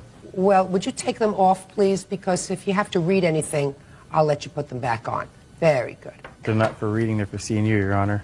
Well, put them back on again for a second, sir. Take a good look. Now take them off. Mrs. Brown, your lawsuit seeks return of money for several things. The first thing is bail money that you claim that you loaned to your son at some point. The second thing is for mortgage payments on a house that you are currently living in. And from what I gather from your complaint, there was some sort of an arrangement that your son would make the mortgage payments on this house, and ultimately the house would belong to him. You would live in the house, take care of your grandson, your son, correct? And then there was some sort of an altercation with your son, you put him out of the house, and you believe that he should continue to make the mortgage payments on the house as per your agreement. No. Oh, good. Glad to hear that. I am only asking for a mortgage, well, it's not just mortgage, it's household expenses for the month of August, which he lived in my house. That was August of 2001 was the last month that he lived in my house, and he did not pay anything. Okay, so it's just for 1 month? It's just for 1 month, and it's $1,500 for the household expenses because that was our agreement. How much was the mortgage payment? $758. Okay. How much was the bail? The bail was $1,000.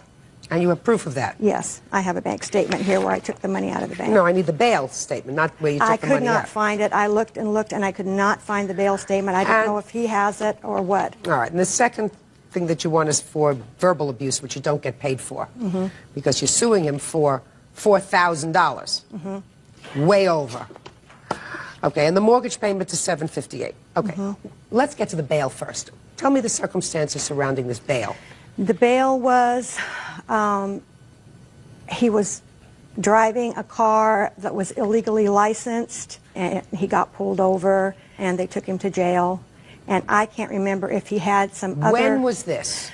This was in June of 2001. Does that sound familiar, sir? It sounds familiar. In January, yes. January of Yeah. 2001? No, it wasn't January. It was in the spring. The weather was beautiful. Oh. Were you taken to jail, sir? Yep. Did you have bail? Yep. Where'd you get it from? I have retrieved bail from Michael, a friend of mine. My mom has put up collateral for her house more than once, but just collateral. No, I paid $1,000 and the collateral for that particular bail. The one he's talking about was for another charge that he was charged with, and his friend Michael did pay that bail for him because I had no more money to pay any more bail. Why do you think your mother would lie about posting bail for you? That's going to be the whole case. She's used her collateral more than once. I've asked her More to than use... once for your bail? Yep. Well, Yes, how many ma'am. times have you been arrested, sir? A few. How many is a few? A number? Do you not? Are you telling me you don't remember? Well, Your Honor, I've absolutely been in trouble. I haven't recently, but yes, I've been in a deal of trouble and asked her for collateral at least 4 times. Okay, well, this time she says in June of 2001, she also had to post the bail. So if you can't remember how many times you've been arrested, maybe you don't remember who posted the bail all the time. I remember exactly who posted the bail, Your Honor. Well, who posted the bail in June? Michael. She said that that was in January. No, he There said was no that arrest in June. I was only arrested in January. I went to the court I dates. could I be know what wrong the with date the is. month. It was in the spring. Those two cases were very close together. Okay. And Tell me, Mrs. Brown, did you get a call from your son from jail? Yes. Well, tell me about the phone call. Maybe that will He jog his just called memory. and said that he had been arrested, and he needed to get bailed out, and could I get the money? And I said, yes. The money that I used was money that was supposed to stay in the bank. That's why I am asking for the money back, because the money was for something else. What was it for? It was for, we were going to do some work on the house. Let me look at your statement. You say that you took out $1,000 so that you would have exactly when you took out the $1,000. Well, this is showing up on my June, so that's why I said June. Well, it would tell you the date in June. 6/4, $1,000. Now, tell me exactly where you took this $1,000. Look at me. I bailed him from a bondsman in Tacoma. I could not find that bondsman. I looked in the phone book and I made calls and I could not remember the name of that bondsman. I bailed him out. He went to court. And then, of course, you don't get that $1,000 back because that was the 10%. Let's get to the house payment in August. Did you, in fact, live in the house in August, sir? Yes, ma'am, I did. Beginning of August until when? Till, actually, I think it was after, it was more like the 1st or 2nd of September, I think. And your arrangement with your mother was that you would take care of the household expenses? The agreement of me buying the home was me buying the home, yes, and everything involved with it. Did you pay for August? The money for paying for the August rent was supposed to be paid on that Friday. Something had come up, I didn't get to it. That Friday night is the night that she came home and did her rampage and called the cops and kicked us out that night, Friday night, assuming that I'd already paid, which I had not gotten a chance to pay yet. But So it's due the beginning of August, not the end. it gets paid, Your Honor. It gets paid every single month. So your mother is correct that you did not make the $1,500 payment that you were supposed to make? Yes, ma'am. Oh, okay. Is there any defense to that $1,500, Mr. Brown? Yeah, she threw me and my son out in the street in the middle of the night. Judge Judy continues in a moment. You must have had some lollapalooza of a fight with your mother. There was no fight. You mean your mother went through a psychotic episode? She does not like my son's mother. That's not what happened at all.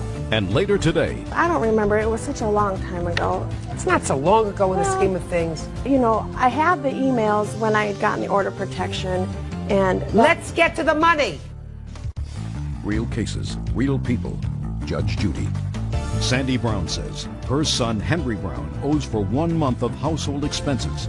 Henry says his mom threw him out on the street in the middle of the night. Go ahead.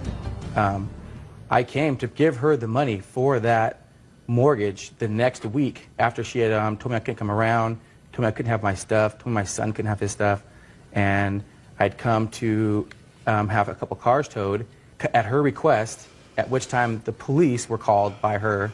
Well, you must have had some lollapalooza of a fight with your mother. There was no fight. I was at home with my son, with my son's mother, with her daughter, and with my 13-year-old nanny when she came home at 10 o'clock at night and kicked and booted me out. You mean your mother went through a psychotic episode? She does not like my son's mother. That's been her issue for about a month before this happened. That was her only issue.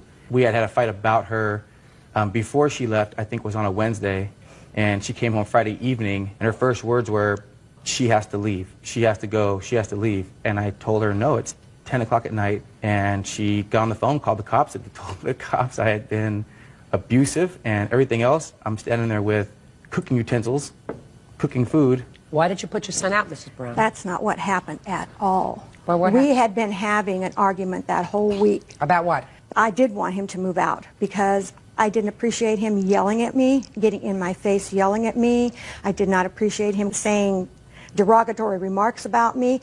This is my home. I've lived here for 28 years, and I didn't feel like I had to put up with it. They had taken it upon themselves to move my furniture around.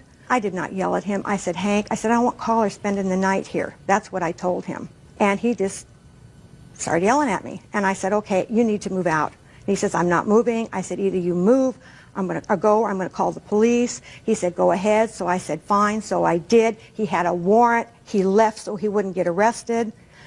2 weeks later. What did he have a warrant for? I believe it's non-payment of child support. He has an older daughter. Then on that Monday, which was like the 3rd of September, I went straight to court and filed for protection order. Okay.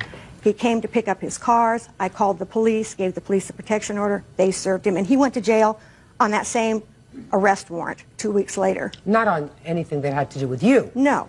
Didn't have anything to do with me. Okay. Did he ultimately get his personal property and his son's personal property from the house? Well, yes, he did. And by the way, when we went to finalize the protection order, I told him then, I need your stuff out of my house in 2 weeks because I need to have a roommate move in with me because I can't afford this house by myself. He never came.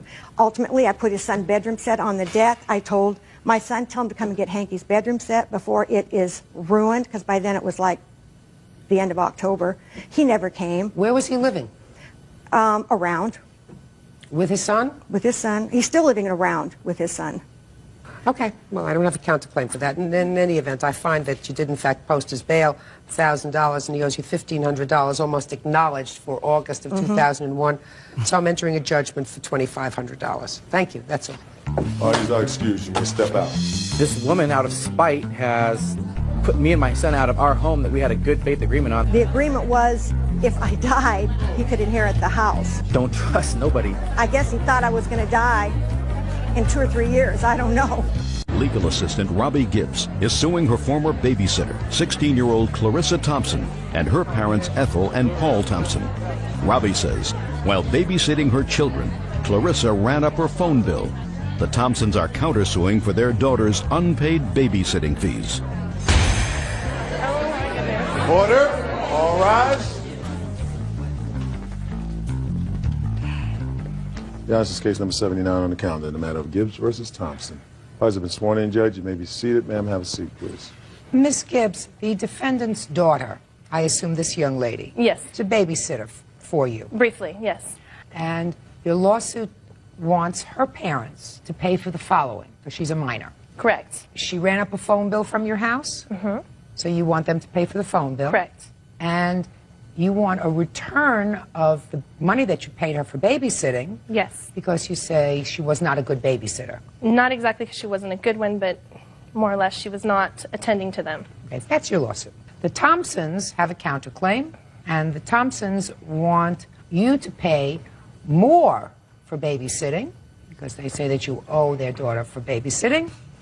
And they say that they also want punitive damages because they say that you were a bad influence on their daughter, which they will explain to me. So let's see where we can fix some responsibility here. What is your first name? Clarissa. When did Clarissa start to babysit for you? Early February. I probably have an exact date in my calendar.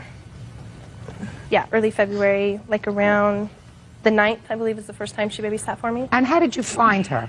They lived above me in the apartment complex and had talked about babysitting and asked her to come over a few times prior to that. Who did you talk to? Clarissa. Directly? Yes. So that all the arrangements that you made were with Clarissa? Yes, ma'am. And you arranged a fee? Yes. After about a week or so, we decided that I would just go ahead and give her $30 a week because I was usually her for an hour here, an hour there during the week. So far, Clarissa, is that correct, that she was going to pay you $30 a week? No, it is not. Well, what was she supposed to pay you? Well, she agreed to pay me $20 every time I babysat for her, which led to almost every day. Really? $20 a day, even if you only babysat for an hour? It was more than an hour. I would stay overnight sometimes because she would come home so late. So starting the beginning of February, she started to babysit for you? Yes, ma'am. Is that right, Clarissa? Yes, I started February 12th, actually. Okay. Did she babysit for you in March? Yes, she did. Is that right, Clarissa? Yes. And you got paid? Not really. She only paid me like once, and that was $60. In all the time that you babysat for her? Only $60. Really? Yes. What about April? Did she babysit for you? No, in ma'am. April? I received my first phone bill on March 24th. And that's when you stopped the babysitting? Actually, I had stopped babysitting about a week prior to that. I had come home and my 2-year-old had burned a popsicle stick on the stove. He said he was cooking it. Okay. And how many weeks in total had she babysat for you? Approximately 4 or 5. How many weeks? 6. Let's go through your book and figure out exactly how many weeks she babysat for Would you. you like the book? Yeah. I didn't write down always when she babysat. I know I have the first few times written down. She babysat every week for you after you hired her.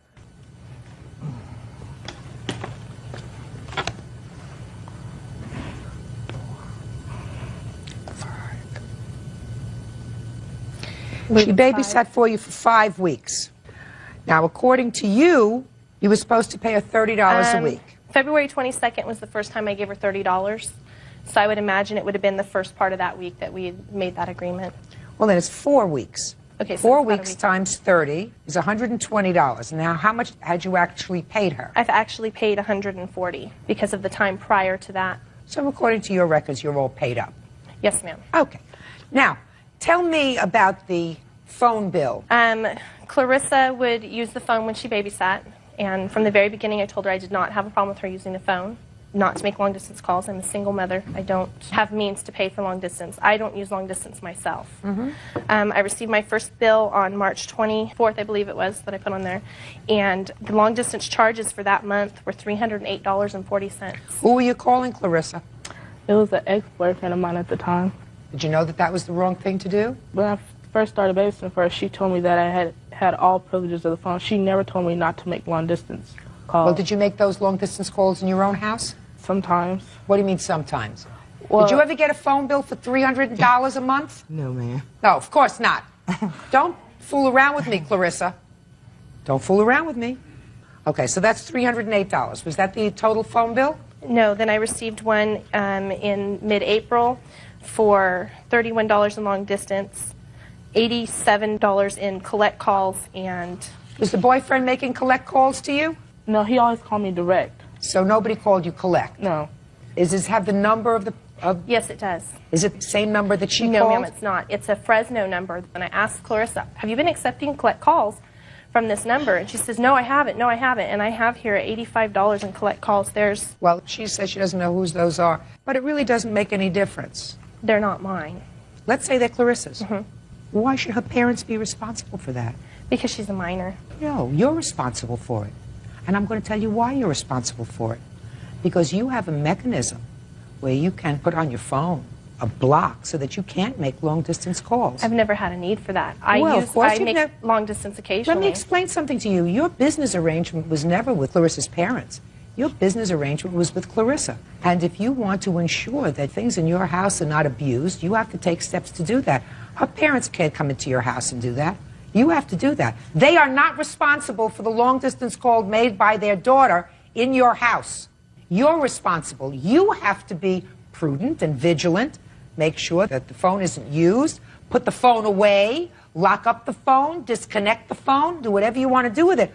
But there is no way that you are going to hold the Thompsons responsible for her calls that she made.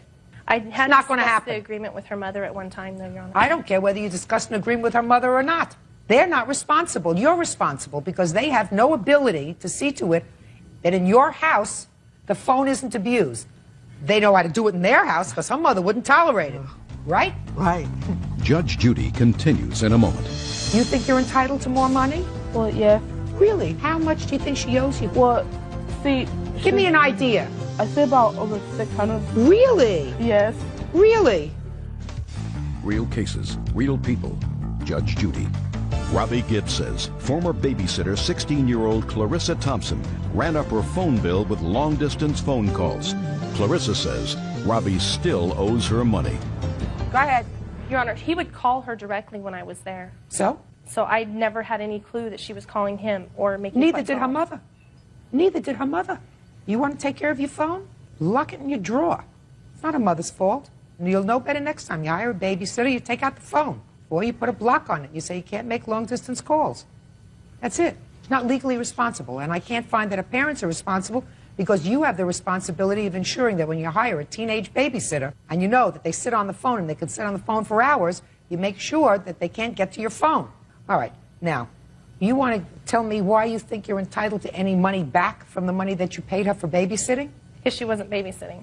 She would go in my room and shut the door and use the phone. I came home on an occasion when that happened. When was the first time you came home and It found was her? about 2 weeks before I had her quit babysitting, and I told her she was not welcome at my home anymore. Her mother came down. We talked about it. Her mother assured me that it would not happen again. The following week is when I came home and my son had been burning a popsicle stick. So? Then you fired her. And then I fired her, yes. So why do you think you're entitled to anything back? I just put it in there because I thought that I paid her for services that were not rendered. You should have been more vigilant. If I came home and found my 2 babies weren't being cared for by a babysitter, I would say thank you very much. I'm paying you for the day. You're not welcome back here Which anymore. is what I did. No. And then her you mother had a came down and conversation spoke with with her me. mother, and her mother assured you it wasn't going to happen again. Come on. Get real. All right. Now let's get to your counterclaim, if you're serious about it. You think you're entitled to more money? Well, yes. Really? Why don't you tell me why you think you're entitled to more money? Well, because I did babysit for the kids, you know, like, because most of the time she was barely in there. She'd send her oldest son to come get me at 6:30 after she got off work, and then she'd be gone all night. How much do you think she owes you for babysitting? Well, see... Give me an idea. I say about over $600, but Really? You think over $600? Yes. Really? And you babysat for her each and every week? Yes. And you accepted the money she gave you, and you didn't say to her, no, you owe me more than $30 a week. I'm not taking the $30. You came back and you babysat for her again, another Yep. week, and then another week, and then another week. She kept promising me, oh, I have to go to the bank, oh, I haven't got my check yet, or I haven't cashed it. That's what she had kept telling me, so... So I'm just going to sit on the phone and talk to my boyfriend. Forget any more money. Chalk it up to the time that you were sitting on the phone in the bedroom, chewing the fat with the boyfriend. You got me? Yes. Perfect. Is there anything else you want to tell me about your counterclaim? Yes, ma'am. I was suing her for punitive damage because, actually, I don't want to do this. Smart. Smart. It's her responsibility to take care of her phone. It's your daughter's responsibility to do the right thing if she's babysitting. I'm sure that you've had a chat with her about abusing the privilege of somebody else's phone. I have a feeling you have. Yes, I have. Okay. All right, Miss Gibb. Next time, you just be a little more careful, madam. That's all. Please excuse. You may step out. I was pretty upset. I'm very sorry for Mrs. Gibbs, and I hope that she get her life together. She said that she had permission. Her parents said, no, no, you didn't have permission. They both played on the telephone. Let's let teenagers babysit anymore. Not to babysit for people like her again. And now the next case. All parties in the matter of Grandin versus Baldwin. Step forward, please. 23-year-old student Tara Grandin is suing cleaning service owner Sherry Baldwin for breach of contract and negligence. Miss Grandin, you hired the defendant's cleaning service to clean your home. Yes. And it is your claim that they were guilty of negligence, that they took some of your property, that is cleaning materials, and that they breached their contract, which is, I think, I gather, the major part of your lawsuit, because you're suing them for $1,100. Is that right? Yes. Is this the first time you used their service? Yes. Okay. How did you find their service? The Yellow Pages? And I assume you have the ad from the Yellow Pages? Yes, I do. You want to show that to me, please? Because that's part of your, I assume that that's your breach of contract. Is that right? Yes. I also have their webpage with their agreements. Okay. Let me take a look at that. When did you hire them? On Valentine's Day of this year. And how large is your home? I have a 2-story townhome. What was the cost of cleaning it? $50. And how many people came? 2. All right, so tell me what happened when they got there and what your problem is. I explained to them what areas were designated as cleaning areas. They did not comply with that agreement by Trespassing and using my private phone line to make a long-distance phone call without my permission. And where did they call? Compton. And how much was that call? It was only 7 cents. 7 cents? Yes. Real cases, real people. Judge Judy. Tara Grandin says cleaning service owner Sherry Baldwin owes for breach of contract and negligence. Tara says Sherry's workers damaged her belongings and used her telephone without permission. What else? They damaged my personal property. Tell me about that, please. This is my lighthouse candle holder. When they got there, I explained to them the items that were fragile and they needed to be careful with. I wanted this dusted. Well, after they left, I see that this is what dropped, and she had cleverly put it back together and just set it back as it was. And there's a bird right here. Well, there was also a bird right here, and that bird's gone. I can't find it anywhere. And how much did you pay for that? $50. Do you have a bill? Yes. Can I see it, please? There's also a fax receipt stapled to that because I did fax her the bill, and it says the transmission was okay, but she denied ever receiving my 2 faxes. Can I see that, please, Bert?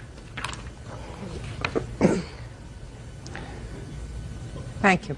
While I'm looking at that thing, tell me what your other problems were with them. They did bring their own cleaning supplies, but they used mine without my consent. And What did then they use?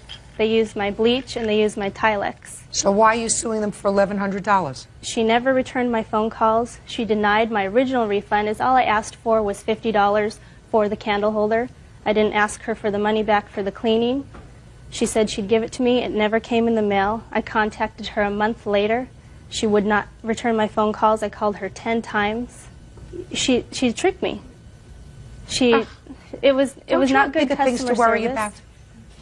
Don't you have a life? This is my home. Don't you have a life? Would you want these people doing this in your home? I have had people taking care of things in my home, and sometimes things have gotten broken or things have gotten chipped, and I haven't been thoroughly satisfied, so I don't use the service again. I won't use them again.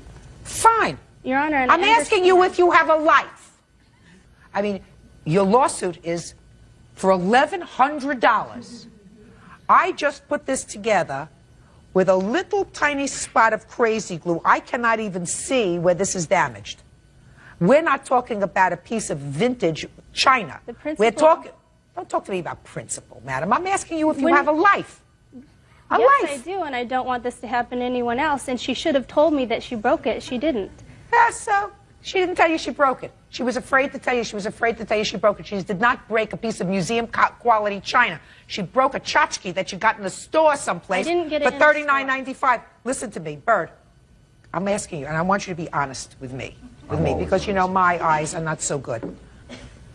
How's that look to you? It looks fine. I can't even see where you put the piece back. Why would somebody not take a little bit of super glue, put it back if they love the candle holder, and say, maybe I can see a little bit of a line. Maybe when this lady gets older and she has lines of her own, the little line like this wouldn't make any difference to her. That's character. All right. Are you the lady who dropped this? I didn't drop it. Did the other lady drop it? I'm not sure because I couldn't even communicate with her. Why? Because she was Spanish speaking only. And it does state that they have English-speaking staff. I couldn't even give her directions as to what to do. She didn't know what I was saying. Is that worth $1,100? Your Honor, punitive damages should be awarded to punish the defendant for her wrongdoing, to show her that this shouldn't be done to anyone again. You have to get a life. You have to get something important to worry about. You have to get something in your life that's important to consume your passion. This is nonsense. It was a gift from someone who is now deceased, so it is important to me. Listen to me. Fix it. If it's important to you, take a little bit of super glue that will cost you approximately less than the 7-cent phone call that you're kvetching about, and put a little super glue on it, and voila, it's fixed. You're going to get $50 for the cleaning service because satisfaction is guaranteed. And since you are really entitled to a 100% pure, perfect lighthouse tchotchke, you're going to get $50 for that. That's a total of $100. And my advice to you, you are a young woman. Find something to do to occupy your time. Goodbye. Parties are excused. You may step out. have a perfect record from the Better Business Bureau. I have not had a complaint in 3 years. She does have a complaint at the Better Business Bureau, and that's me. And I will never use her service again. My word is everything. We service all of Southern California. We have a very good business with a lot of happy people. I'm going to clean my own house. Leasing agent Veronica Ramirez and her husband, Juan Ramirez, are suing the father of Veronica's children, bartender Eloy Garza, for filing false charges with Child Protective Services. The couple claims Eloy accused them of child abuse. Order. All rise. Yeah, this is case number 25 on the calendar in the matter of Ramirez versus Garza. Thanks, Bert. Parties have been sworn in, Judge. You may be seated. Miss Ramirez, is it Ramirez? Yes. I'd like you to sit down, sir. Thank you. You and the defendant have 2 children together. Yes. Were you ever married? No. But you are now married to this gentleman. Yes. Your claim is that because of false charges that Mr. Garza filed against you, you were forced to incur substantial legal fees and debts. False charges with regard to child abuse. He filed those complaints with Child Protective Services. And you want him to reimburse you for all of the expenses that you incurred as a result of these false charges. Is that right? Correct. Mr. Garza says that he merely reported what he saw and what his children told him. Right now I'm going to need a time frame. When did you and Mr. Garza separate? I believe it was in 99. And how old are your 2 children? 6 and 4. So they were really tiny. They were a year old and 3 years old. About 3 years old. When did you remarry? December 16th of 2000. And when was the first report of child abuse? Back in 2000. When in 2000? In August of 2000. All right, so let me go to Mr. Garza. Mr. Garza, when did you first make a complaint to Child Protective Services? It was back in August 2000. And what was the nature of that complaint? Well, pretty much child abuse. My kids were talking about how their stepdad would, slap them or hit them or, in that nature. I have papers here from the Child Protective Services that state From August? From May of 2001. Well, let me take a look at it, please. I also have police reports here and medical reports. I see various letters. In some of the letters it says that they determined back in May of 2001 that the family, that is your family, does require our service at this time. I don't know whether they spoke to the children or not. So what you're telling me is in August, one of your children, probably the older one, was telling me that they were hit, but hit by the stepfather.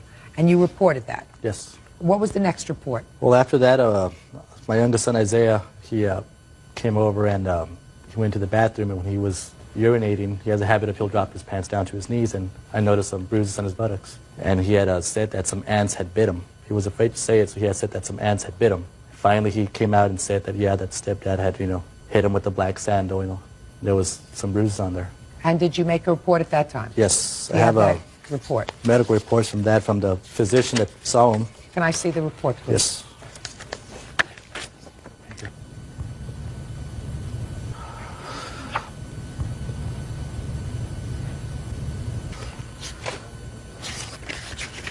Now you can stand up, Mr. Ramirez. Well, this second report was called in by the hospital, according to the doctor's notes, because the doctor found bruising noted to both buttocks on the child. Okay. Mr. Ramirez, did you back sometime in 2001 hit one of the children, the older child, on the behind? Isaiah, the smallest children, he was going through a lot of problems at daycare concerning when he would come back from his father's house. We tried disciplining him with timeouts, taking toys away from him, name it. It got to the point where we couldn't take it anymore. They didn't want him at the daycare. Took him home. I spoke to him. I spanked him. Next thing you know, I'm getting arrested because his father put charges on me. I got a paper here stating that... No, I'm not finished yet. You spoke to him, and how old was he at the time? He was 3. 3. So he was 3 years old. The daycare was getting ready to kick him out because they didn't want him there anymore. He was 3. I'm speaking. He was 3 years old. So you spanked him. Yeah. With what? With a belt, ma'am. With a belt? Yes, ma'am. On his buttocks? Yes, ma'am. Did you have to attend any classes, Mr. Ramirez, as a result of this investigation? No, we had a homemaker come and give us parenting classes. Well, that's parenting classes. So you had to have services as a result? Yes, ma'am, but from an hour and a half classes, it dropped down to 20 hours because the homemaker found it wasn't necessary that we didn't need those classes. Well, you do need the classes. If you think that it's appropriate to beat a 3-year-old with a belt, causing bruises sufficient to be noted by a hospital, then you need a lot of parenting classes, more than an hour and a half. 3-year-old child who was going through a state of mother, father, new father, visiting one, there's a certain amount of acting out behavior. What you don't do is you don't use an instrument ever on a child. Ever. You used a belt on a 3-year-old. That is unacceptable. Period. End of discussion. It's unacceptable. Judge Judy continues in a moment. Listen to me very carefully. Your husband just admitted he beat your 3-year-old with a belt. He abused him. Spanked, not abused. Beat. Abused. You should have taken the belt and wrapped it around his neck. And later today, Miss Jones, you were trying to get over on the system, madam. No, That's I what wasn't trying to get over on the system, Judge Judy, because when I called there, they told me, don't bring the ticket yourself or we're going to take the money. I wish you had the name of that person who told you that. I think that you probably ought to sue them. real cases, real people. Judge Judy. Veronica Ramirez says the father of her children, Eloy Garza, falsely accused her of child abuse. Eloy says Veronica's husband, Juan, hit his son. Miss Ramirez, I don't have to go through this whole case anymore. I've just solved this whole case. You are suing for filing false charges against you. False charges of Actually, the abuse? false charges and the custody hearing that we actually went through for the past 2 years. Well, why do you think you would be entitled to legal fees from him for a custody hearing? He sued me for custody of the children because of that incident. Yes. We went through about 2 years of a custody battle. It got to the point to where he decided he didn't want custody of the children anymore. So? He wanted me to agree not to move out of the city we were living in, and he wouldn't fight for custody. He wanted a social study done. We had the social study done. The lady came to the house. She did interviews on both of us. She did interviews on the children. In the social study that I have with me, she states that he seems lovable with the children. The children are lovable with him. She didn't see any problems with the family together. She felt that the children should stay living with me. So? We went to court. He had moved to Corpus because he was living in Corpus already working. He was away from us about 3 months. He put temporary orders on us not to leave the county. The judge spoke to the children to see whether they felt safe enough to move out of town with me to Corpus with him, or if they wanted to stay in Harlingen with their biological father. The children stated to the judge that they wanted to leave to Corpus with us. Let me explain something to you.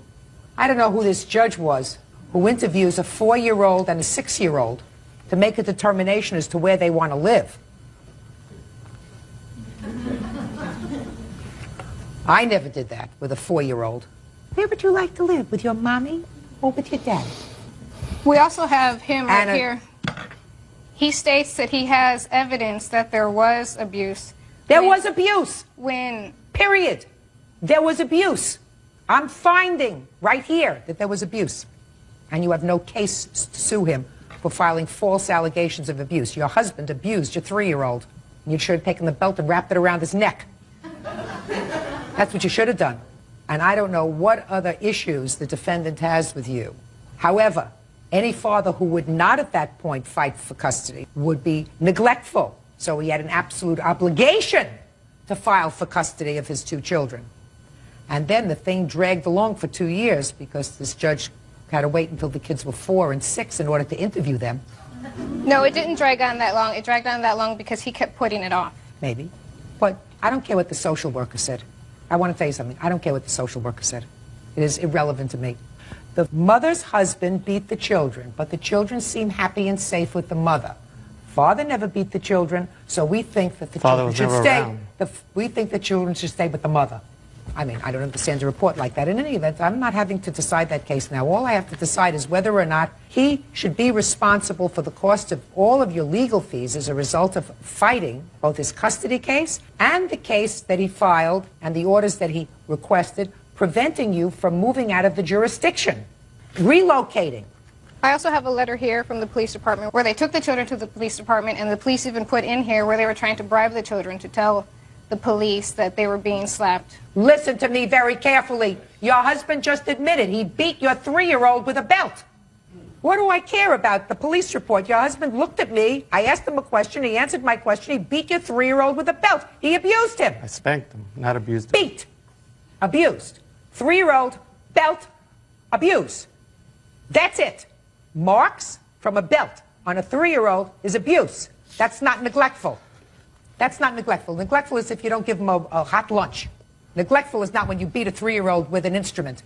So you are not entitled to the return of any of your legal fees matter. In the Penal Code, Section 961 states that the state declines prosecution in this case.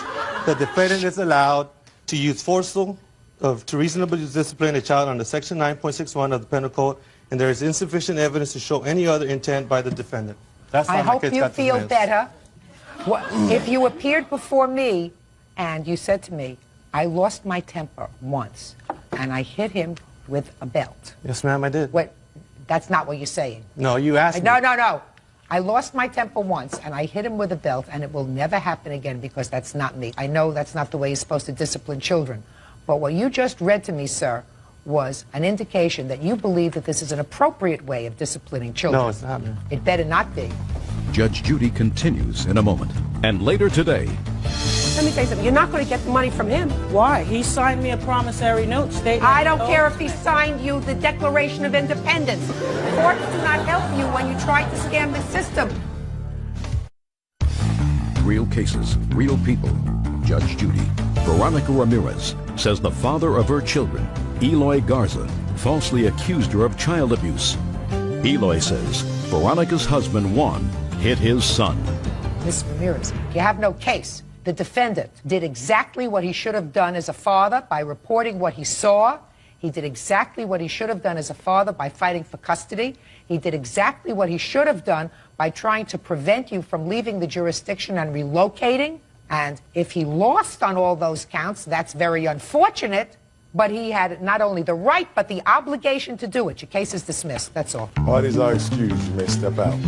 I don't think it went right. Worked out good, I guess. His false police reports, taking the children to the police department, filing false reports. I have all of that documented, all the false reports that he made. Nothing else better to do, I guess. I even have the reports where the police say that they were trying to bribe the children by telling them they would give them things if they said this. As soon as I saw, bruises going on, I knew I had to get in and do something. My children see him as their father. They're little, 3 and 5, So that shows what type of biological father their father really is. He's never around. No, I've been involved with their lives all the time. I might have used excessive force, which I regret doing it.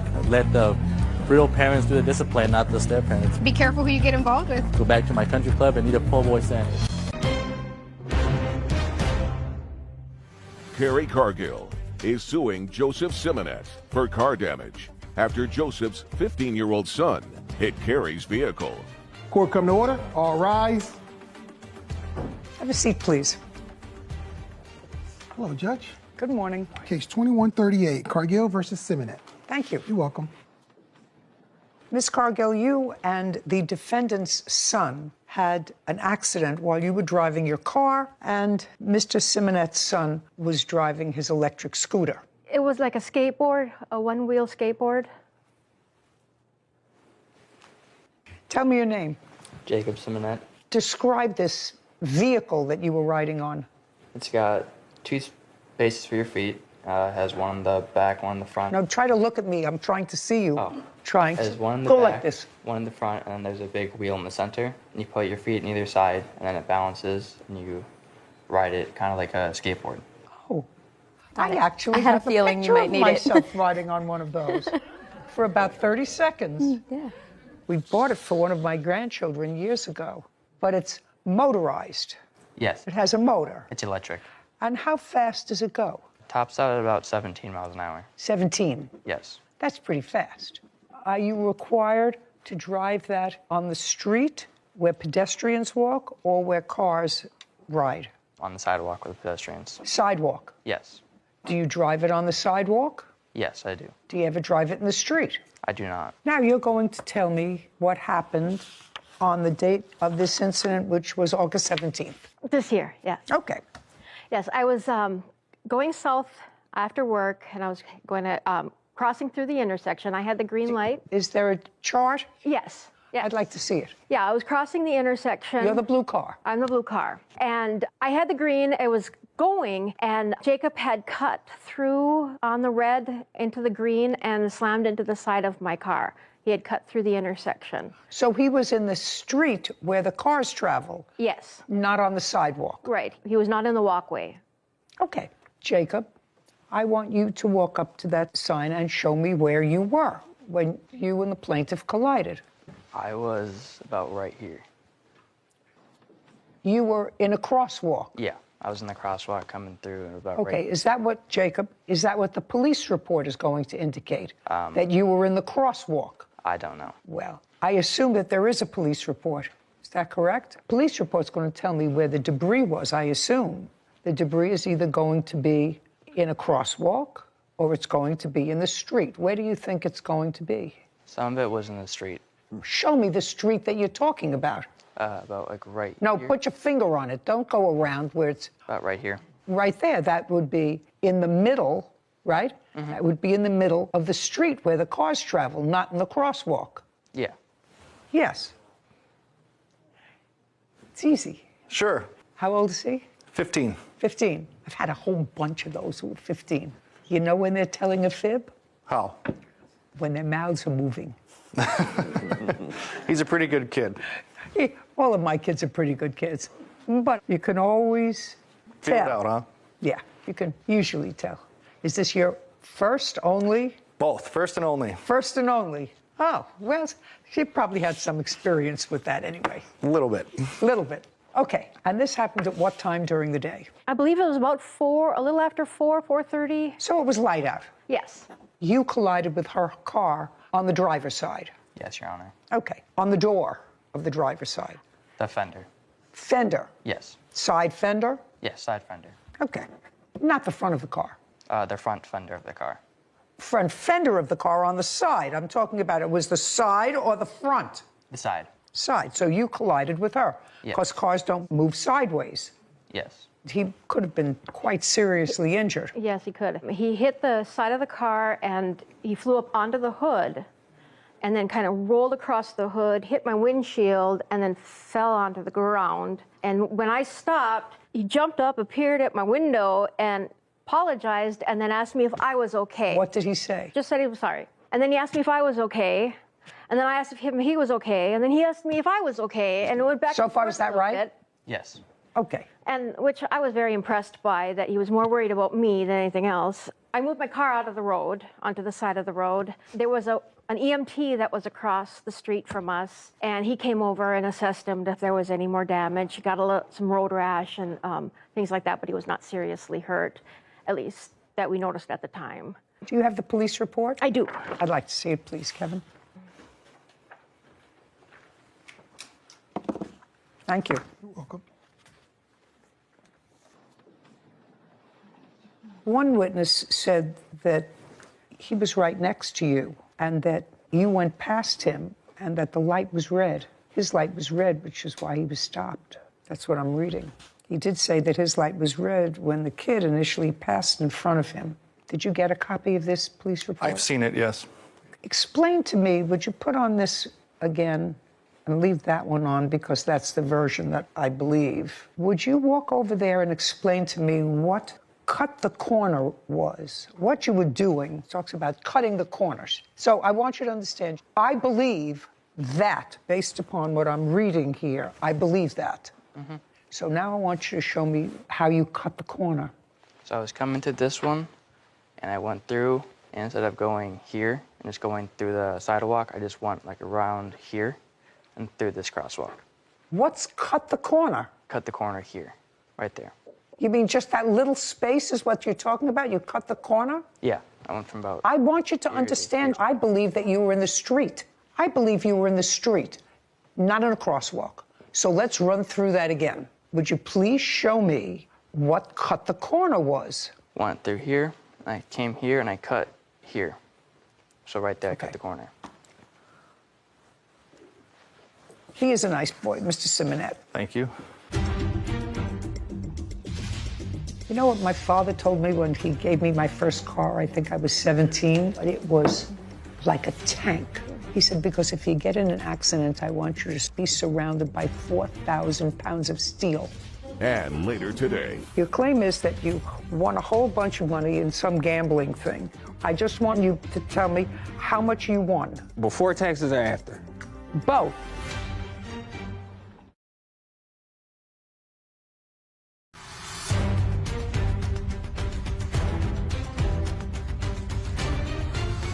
Carrie Cargill claims Joseph Simonet owes for damage after his 15-year-old son hit Carrie's car while riding an electric skateboard. Okay. The police determined that based upon the eyewitness testimony that the pedestrian, Jacob, is at fault and believed to have crossed the intersection before having the right-of-way. The vehicle had the green light. In any event, do you have photographs of your car? This happened in August, and you were called to the scene by your son, is that right? Correct. And you got there, you know that he was a little banged up, but thankfully He was in okay. an ambulance when I arrived, but shortly after, yes, he did walk out of the ambulance and suffered some injuries, which I have pictures of if you'd like to see them. I'm sure he was banged up. He had bruises from falling off the... From being launched from the vehicle after the collision, correct. Okay. You know, he was really lucky that she wasn't going faster. Correct. Could have been much worse. We were Could have been much thankful for his health and the outcome of the incident. You're right. Okay, can I see an estimate to fix your car, please? Thank you. You're welcome. What kind of a car do you have? A 2015 Equinox Chevy? You had full coverage on the car, is that right? Yes. But with a $1,000 deductible. Yes. So if you put this through to your insurance, you have a $1,000 deductible. Yes. Right? Anything else you want to tell me, Jacob? No. Do you still ride one of those things? It's broken. I didn't get a new one, no. It was destroyed in the accident. You know what my father told me when he gave me my first car? I think I was 17. He bought me the oldest, ugliest car, but it was like a tank. All my other friends were getting these nice, cute little cars, and this one was like an old person's tank Cadillac or something. You know, we're talking 50 years ago. And I said, why do I have to have this car? Everybody else has cute cars. He said, because if you get in an accident, I want you to be surrounded by 4,000 pounds of steel. That's pretty much the lesson that I've sent out there. 4,000 pounds of steel. One and only, surrounded by lots of steel. Judgment for the plaintiff in the amount of $1,000. Thank you, Rick. This court is adjourned. Overall, I'm happy. She had some fault due to hitting a pedestrian in a crosswalk. It was surreal, like out of the movies. Your heart stops, and all you can do is look for the car keys and panic and get there as fast as you can. I am so glad that he was okay. I remember just flying through the air, and then I was on the ground, and I got right up. Be very careful. Count your blessings and enjoy every moment that you have, because things could change in an instant. I know these electric scooters and skateboards are very popular, but even before this case, I tried to look up any rules, laws, regulations. There are a few for electric motorbikes and things like that, but far fewer than I would expect for a machine that can go up to 17 miles an hour when you're 15. I think that you're right. I think that since those things have become so popular, there really have to be enforced rules. And parents, and this is a very nice father and son, but I've seen kids weave in and out of cars. It always looked like an accident waiting to happen. Yeah. And this one could have ended in a real tragedy. He was lucky, and his father knew he was lucky. Shatanya Bentley is suing her sister, Kelvis Bentley, for moving costs. Court come to order. All rise. Have a seat, please. Hello, Judge. Case 2106, Bentley versus Bentley. Okay. Thank you. Welcome. Miss Bentley, this is your sister. Yes. The case is relatively simple. Your mom passed away a couple of years ago. There was a house full of furniture that belonged to your mother. According to what I've read, and this is broad strokes, according to what I read, your sister, what's your first name? Kelvis. Put your mother's property in a storage unit. It was already in storage. Who had put it into storage? My mom put it in storage. My mom was terminally ill, and she put it in storage 3 months before she passed away. Is that correct? Yes. On what date did your mom pass? November the 8th, 2018. So it would have been in storage since August of 2018. Correct. From August till November, who paid for the storage unit? I have been paying it. And how much is it every month? Right now it's $209, but it was $182 in the beginning. What about $200 a month? And it's been 3 years. Yes, I've been paying that every month. This is what your case is about. You say that you gave your sister $900 for the purpose of traveling, getting your mother's things out of storage so that you could all disperse your mother's property. Yes, but the amount is incorrect. What's the amount? I gave her $800. Okay, $800. Yes. In order to get your mother's furniture to where you live, so that you could separate the furniture and the family could take what they wanted or needed of the property, correct? That's correct. Good. Then COVID struck. Your sister didn't use that money to travel, to hire truckers, to move the furniture, and you want that money back. Yes, that's correct. That's the whole case. Okay. Just for my own information, you do expect when that furniture arrives to be one of the beneficiaries of that furniture. That's what your sister says. She says that that's the plan once it all comes back. That's not correct. I didn't want anything out of the storage but pictures. Pictures? Yeah.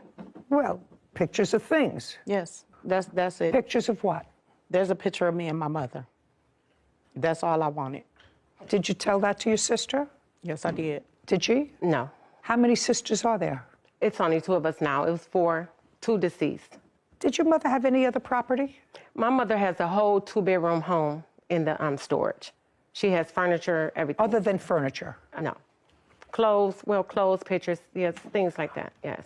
Is there any property in that storage unit that you want? Well, I'm holding her stuff because it's sentimental. I mean, I can get it, I wouldn't mind having it, but it's really, she got a lot of sentimental stuff in there, so that's why I've been paying. Furniture? Yes, furniture, clothes. Furniture? Pictures, everything, Okay. Yes. How far away is the storage unit from where you live? It's in Charlotte, North Carolina. How far away? 10-hour drive. We stay in Michigan, and the storage is in North Carolina, Charlotte. Anybody that you know live there close to the storage unit? My aunt and my cousin does. And this picture that you want, do you know where it is? It's in the photo album with the rest of the pictures. And other than that one picture in a photo album, you don't want anything else, any of the other property? No. You two are the heirs, is that right? We have a brother. Does he have, as far as you know, any interest in any of your mother's property? No. When my mom passed, it was me, my niece, and my older brother there at the time of death. And so he got everything he wanted out, and he gave me the key because I was the next to older one because she wasn't there. So he was like, so y'all do what y'all want to do with it. And so that's when I told her, I'll pay it until we go get it. You said, I'll pay for the storage unit until we go and get it. Yeah. Okay, now I'd like you to tell me about this money that she gave you. Do you remember when she gave you the $800? She gave me the money, I want to say, May of 2020. And can you tell me what the conversation was when she gave you the money? Here is some money to go towards going to get the things, And so I told her, well, I'll find a way to go get it. I didn't never give her a designated time, but during that time, that was COVID, so no one was able to go. And so I was going to go this year because I just signed the papers to go and go get the stuff, but no one still was able to go. She never once said that this was money loaned to go get it. No. Oh, I'm sorry. No, she had designated it to go and get the property. Yes. And you didn't use it to go and get the property. I used it towards the storage. No. I'm sorry, go ahead. No. The answer is no. No. So that's what her complaint is, that it wasn't used for its intended purpose, which was to go rent a truck, movers, and bring the property to where you both live. Okay, and she did give you $800. Yes. Okay, and Ms. Bentley, you're prepared to sign a document that indicates that the only property you want from storage is a photograph of you and your mother that's in a photo album. Yes. That you want nothing else, that everything else belongs to either your sister or any other heirs that have a legitimate claim on any of that property, but you want nothing else. That's fine. Reasonable? Fine. Perfect. I'm entering a judgment for the plaintiff in the amount of $800 with the proviso that the plaintiff will, in fact, sign that document indicating she wants nothing but one photograph from the storage unit. I gave her $150 back. Did she give you $150 back? She did give me $150 back. You paid her back. So she goes, you're $650. Judgment for the plaintiff, $650. Thank you very much. Thank you. This court is adjourned. It was my mother's stuff. I just was trying to get the stuff. It was in storage for long enough. We haven't talked in a whole year. We're not close. All she wanted is the picture. I give her a picture. At least I got what I wanted. We still sisters, still love her. Those look like two nice sisters. And I think part of that problem is the intervention of COVID, which really turned everybody's life upside down. Especially family units. Family units, because I think that was the intention, that she was going to pay for it to all be brought up, use that money, and then they would go through the property and decide who wanted what and what would be disposed of. It's not an egregious case of misappropriation of funds. All well-intentioned, I think. Well-intentioned. I thought it was a sweet case. Angela Landy is suing her former employee, Alishani Wyatt, for stealing clients and breaching their employment agreement. Court come to order. All rise. Have a seat, please. Hello, Judge. Case 2112, Landy versus Wyatt. Thank you. Welcome.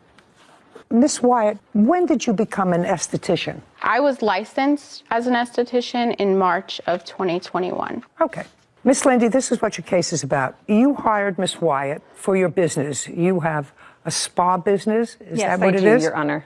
How long have you had the business? I've been in operations as an S Corp since 2016. I worked for myself as a sole proprietor since 2009. How many employees did you have in 2020 and 21? In 2020, it was during the pandemic. We were shut down most of the time. In 2021, there was up to 5 employees, not including myself, Your Honor. It was 6 of us total. Does that include Miss Wyatt? It does, Your Honor. When did she start working for you? She started working for me in February of 2021 as a receptionist. I hired her as a receptionist. Okay. Not an esthetician? No, Your Honor. Okay. Were you going to school at the time? I was not hired in February. I didn't get my license until March of 2021. What the plaintiff says is you were hired in February. She probably has documents to work as a receptionist. I was not hired. I didn't even have my license then. Did you have any proof that she started in February? Your Honor, I have proof that she... Was she on your payroll? She was on my payroll. Okay, so that's what we have document of in that is that she started brand new as a receptionist. Maybe it was in March of 21. Okay. I have my first paycheck stub. I'd like to see it. Okay.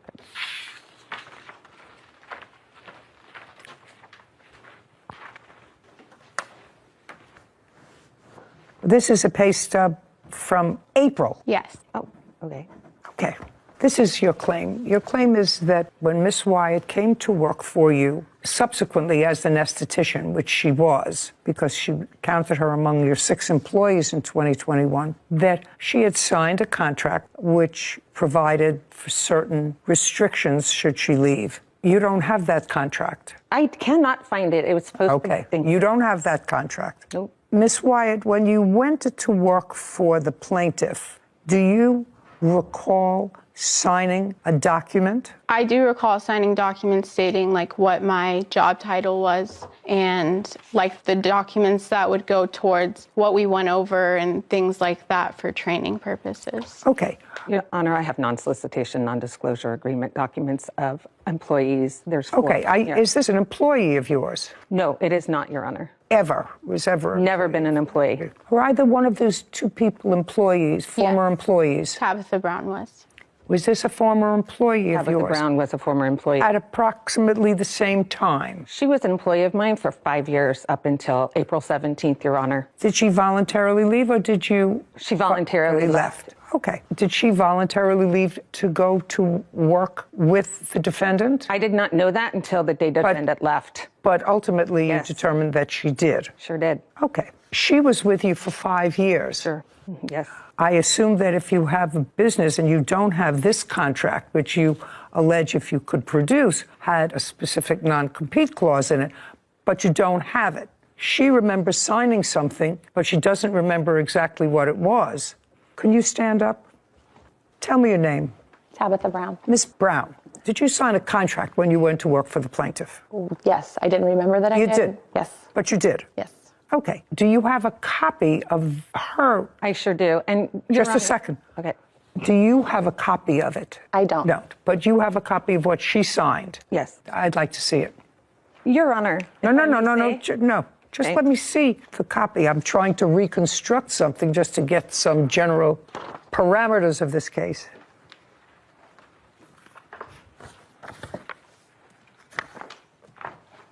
Tabitha Brown, March 22nd, 2022. Yes. Different. Oh. That is not the non-solicitation, non-disclosure agreement. That's a different agreement. Those are contracts she has signed. Oh, well, you gave me two things. What is this? One is her non-disclosure, non-solicitation, and also the second one is the role definition of an esthetician working for me. Looking at the non-compete. Okay, this is pretty standard. Kevin, would you show this to Miss Brown? And I also want you to show it to Miss Wyatt. That clearly your signature. Yes, ma'am. Yes. And so that says within 1 year of your leaving Miss Landy's employment, you will not work in a related field within 7 miles from her current place of business. Yes. When you left her employment, did you go to work with Miss Wyatt? We left to share. Yes. The answer is either yes or no. So you did. You Yes. went to work with Miss Wyatt. And when you went with Miss Wyatt, that was sometime in 2022. Yes, ma'am. What month? May of 2022. Your Honor, that's incorrect. Shh. Don't. I'm not needing your help. Okay. In this case, you don't have a physical signed contract, so I don't see why you think that you have all documentation. I don't have documentation. That's what I'm saying. Due to the fact that I believe she stole the information out of my filing cabinet. I start to pinch myself to really believe it. You don't get better if you win all the time. You look at yourself more when you lose. I'm thinking of my daughter today. I miss her so much. This is making me want to be more adventurous for her, definitely. If by the last episode True Love is not achieved, Drama World will cease to exist. What? It's up to us to stop it.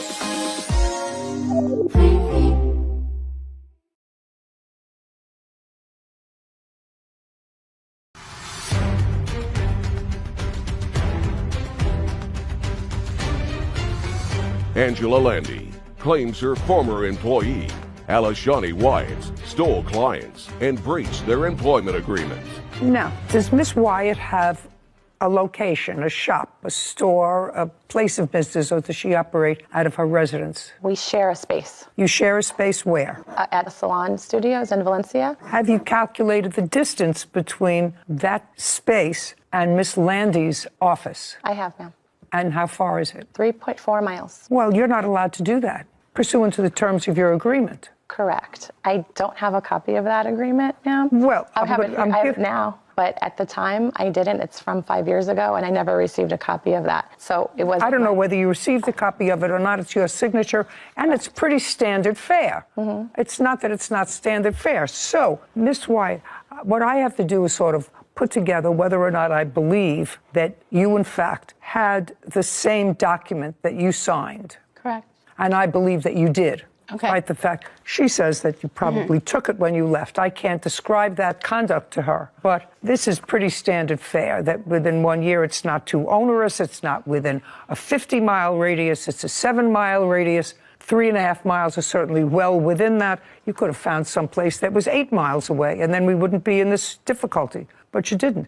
Anyway, so you were in violation of your contract when you left and went to work and shared space with Miss Wyatt. Okay, but you're not suing her. No, ma'am. Why? Because I know the case would be dismissed because of the lack of solicitation between clients and of a former employee. Well, not necessarily. Those two stand alone. Your Honor, if I may say, there was a small claims action against Tabitha, but because there was no evidence. What do you mean there was no evidence? I had no evidence, the way I have evidence today with Alishani, that Tabitha solicited clientele. Okay.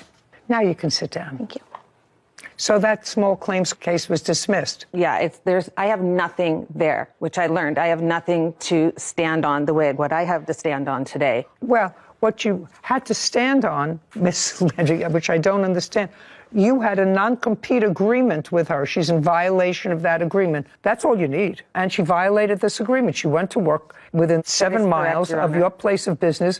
So I don't understand that. In this case, you don't have a physical signed contract. I have to reconstruct whether I believe that there was one. So I don't see why you think that you have all documentation. I don't have documentation. That's what I'm saying. Due to the fact that I believe she stole the information out of my filing cabinet. I don't know whether she did or not. Right now, you say it's a lost document. You can't find it. Correct. Okay. And the defendant acknowledges, and it's usually custom and practice in the business, to sign a non-compete when you have that kind of service industry. Right. And I'm prepared to accept judicial notice of the fact that when you go to work for a beauty salon or a hair salon or a spa, you develop a clientele within the spa. You can't open up a store next door and steal the clients. Most people have people sign this, and you did, and you had it done 5 years ago. So Ms. Brown is in violation of this contract. That is correct. Why somebody dismissed that, I don't know. I have no idea. Okay. So now you're going to demonstrate to me that Miss Wyatt solicited clients of yours. Yes, Show me. Okay. In July of 2021, Alashani was trained to be an esthetician. Let's not go back to ground zero. I'm not interested. I am assuming for the purposes of this hearing that she signed a non-compete clause, just as Miss Brown did. So let's start from there, and I asked you a very simple question. I said, what proof do you have that she solicited clients when she left? Your Honor, my solicitation is here. Fine, I'd like to take a look at it. And my witness, Kennedy, is here as well.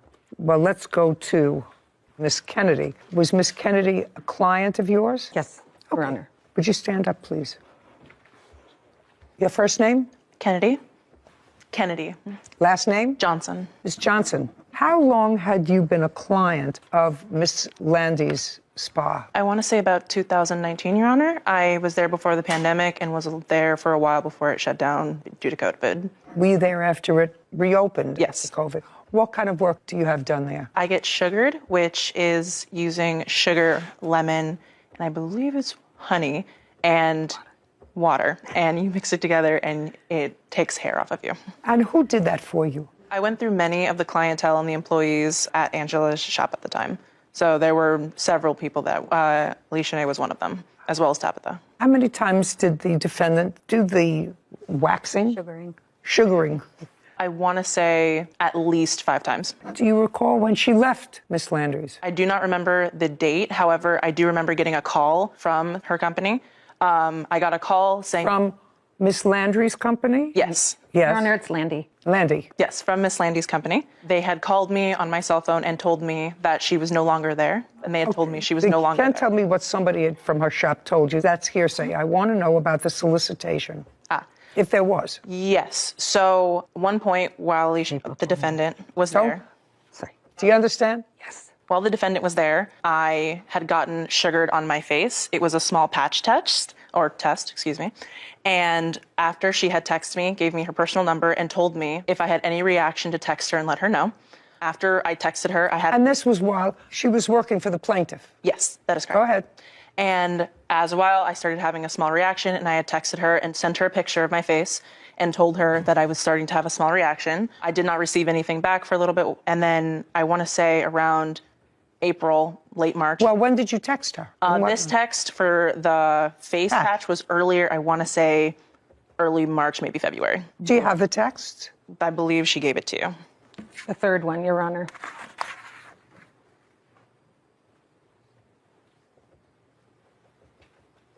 What date did Miss Wyatt leave your employ? April 22nd is when I got her immediate resignation. April 22nd, 2022.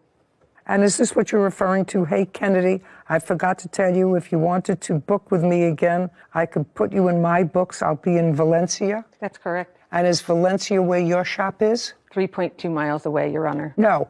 Answer my question. I have a question. Is Valencia where your shop is? No. That's my question.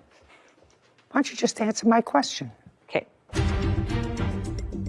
Tell me what she told your attorney. Do you understand? Even if I have an affidavit? Is your attorney in the military? No, I just have a notarized affidavit. From whom? My From attorney. Her? No, I don't take affidavits from attorneys. Okay. It's ridiculous.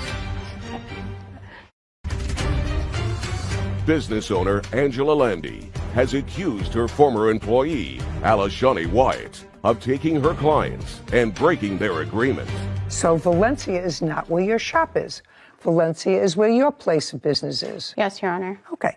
So you left on the 22nd, is that correct? That's correct. On the 20th, 2 days before, you tell Miss Kennedy, because I assume that this was a planned move of yours, that she could reach you again at your new place of business in Valencia. Yes, Your Honor. Okay, well, you're not allowed to do that.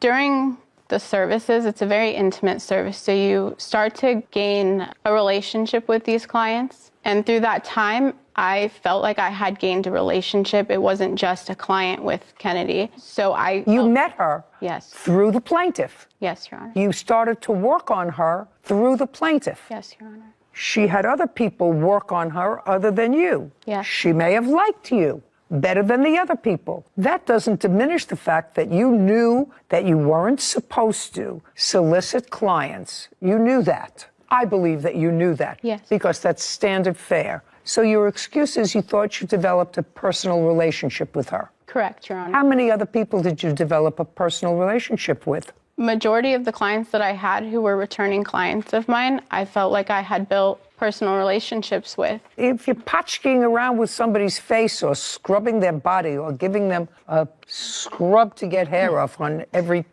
part of the body, then you develop an intimate relationship with somebody. Now, your first name is Kennedy? Yes. Kennedy, did you ever go out to dinner with Miss Wyatt? No, I did not. She ever invite you to her house? No, she did not. Was the only time you ever saw Miss Wyatt while you were having a service? That is correct. You see, that's not an intimate relationship. That's just stealing clients, Miss Wyatt. Okay. So my question to you is, you're seeking damages, okay? Did you seek injunctive relief? No, Your Honor. Why not? I didn't know about injunctive relief. In addition, because of the staff leaving, because of solicitation, admitted solicitation by Alishani to my attorney, and I have a sworn affidavit for that. Because of that, I ordered them a cease and desist, and they ignored the cease and desist. Alishani told my attorney that she did not No, you can't tell. Hearsay. You can't tell me what she told your attorney. Do you understand? Even if I have an affidavit? Is your attorney in the military? No, I just have a notarized affidavit. From whom? My From attorney. Her? No, I don't take affidavits from attorneys. It's ridiculous. Are you still in operation, Miss Wyatt? Yes, Your Honor. How many people work for, with, or to you? It's just me. I have my own personal LLC, and she has her own personal LLC, so none of our money is combined. Miss Wyatt, how many of your former clients from Miss Landy's business followed you? I would say a good portion. I don't have an exact number. Yes. Here you go.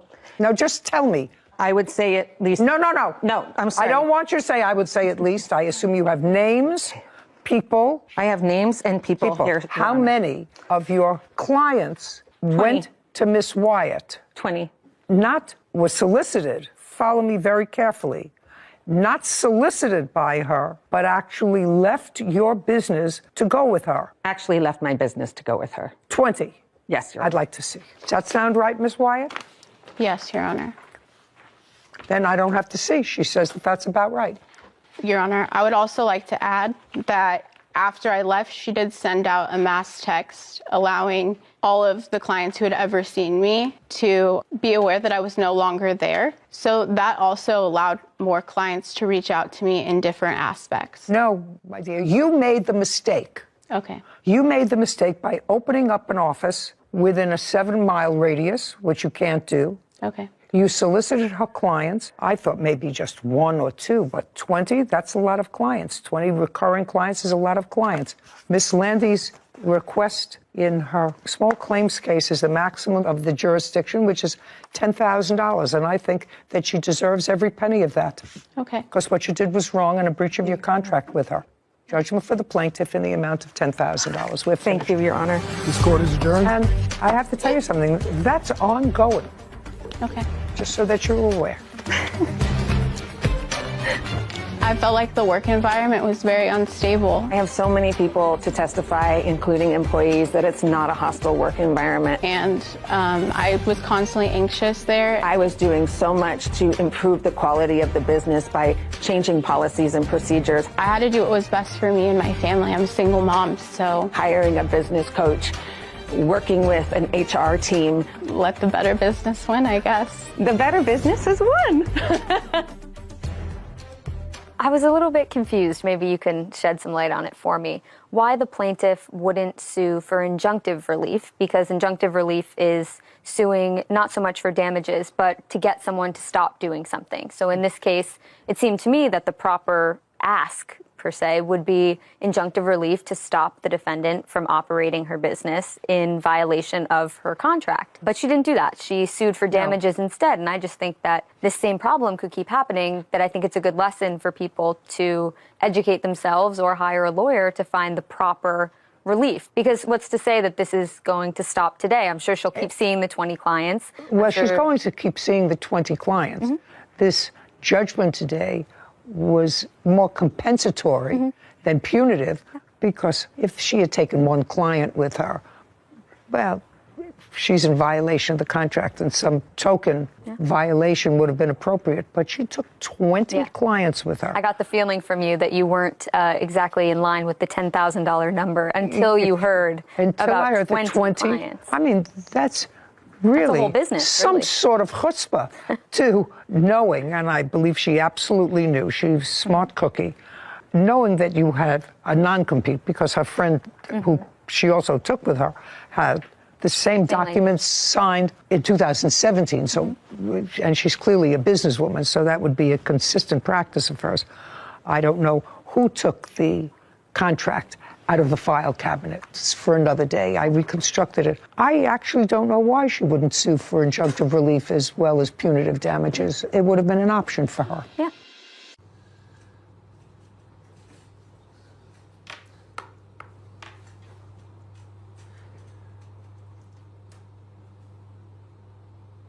Các bạn ơi, hôm nay thì chúng ta sẽ cùng nhau tô màu cho bức tranh về cô gái này nha.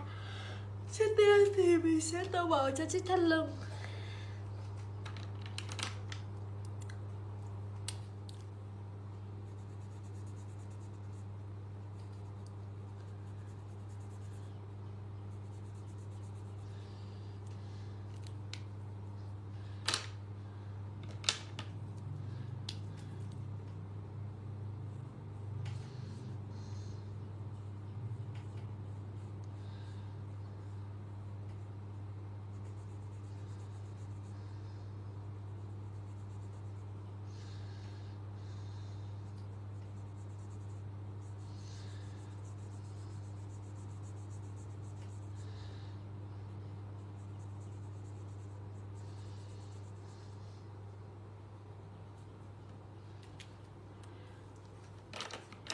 Bây giờ mình sẽ tô màu quần.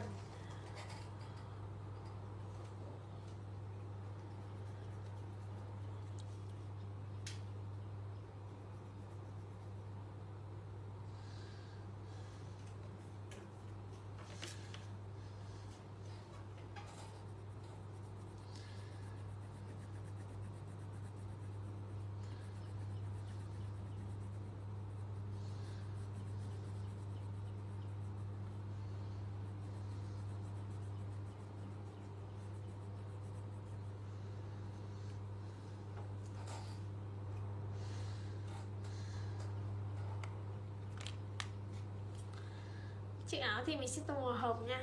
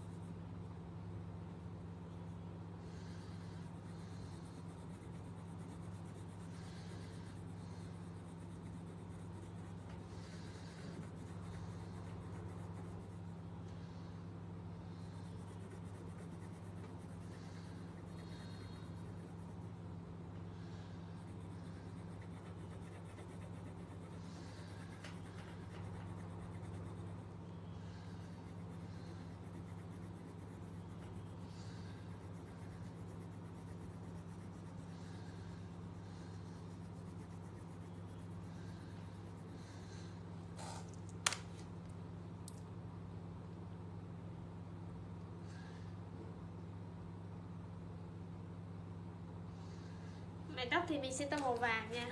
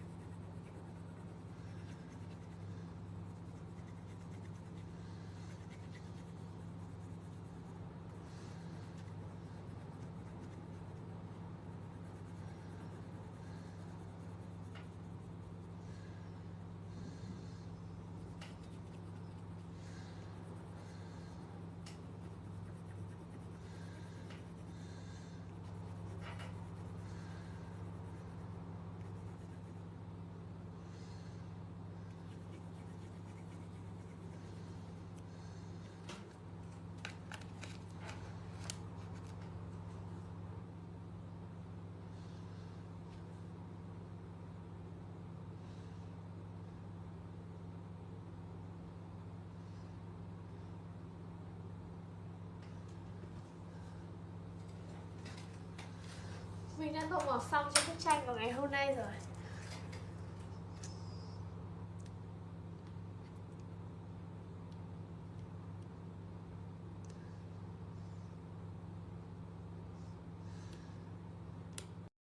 Hôm nay thì chúng ta đã tô màu xong cho bức tranh. Mọi người cùng mình chiêm ngưỡng thành quả nha. Đây là bức tranh mà mình đã tô được này. Đó, rất là xinh. Cảm ơn mọi người đã cùng mình theo dõi. Xin chào và hẹn gặp lại ở những video tiếp theo nhé.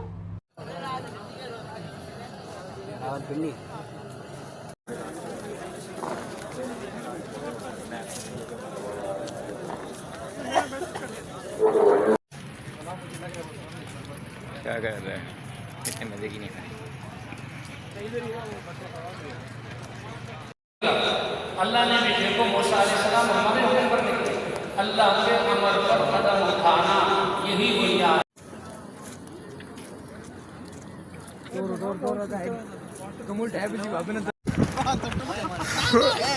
Programme बढ़ गया।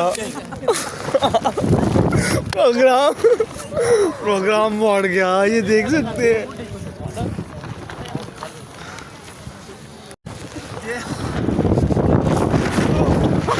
ओए ओए ओए, programme जारी रहा, ये बढ़ गया ये।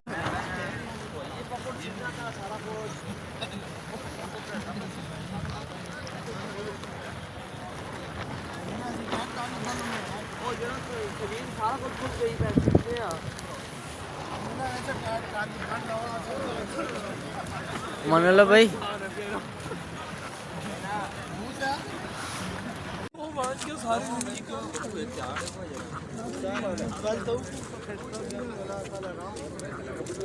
झूठी ही मार रहा हूँ बिल्कुल। आप गलत रास्ते में जा रहे हैं।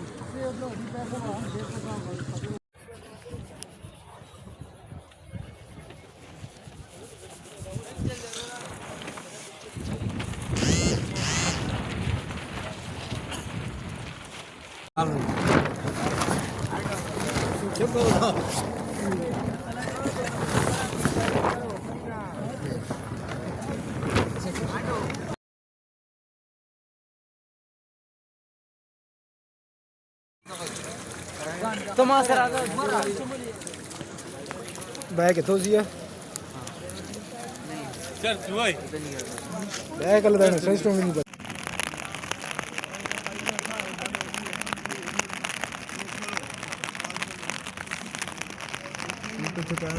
दखल है कि ज़्यादा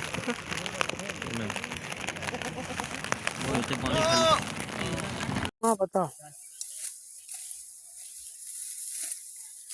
वीडियो कापा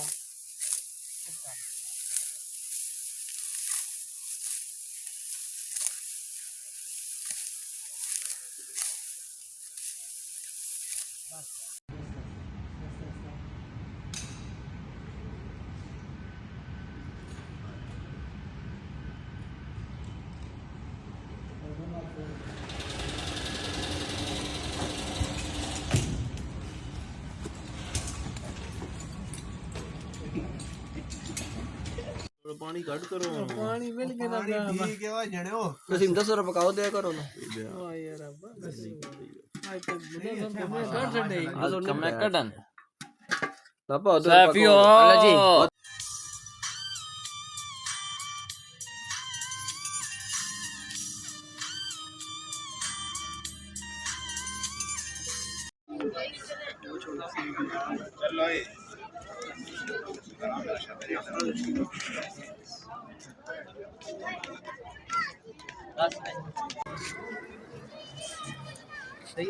हाँ ऐसे तक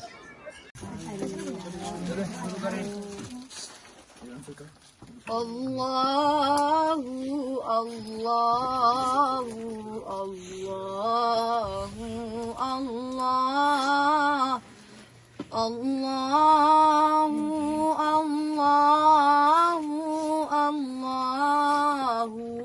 الله أصوب بدا من طلعته والليل دجى من وفراته نور سحر चेहरे से तेरे और शब की रौनक जुल्फों से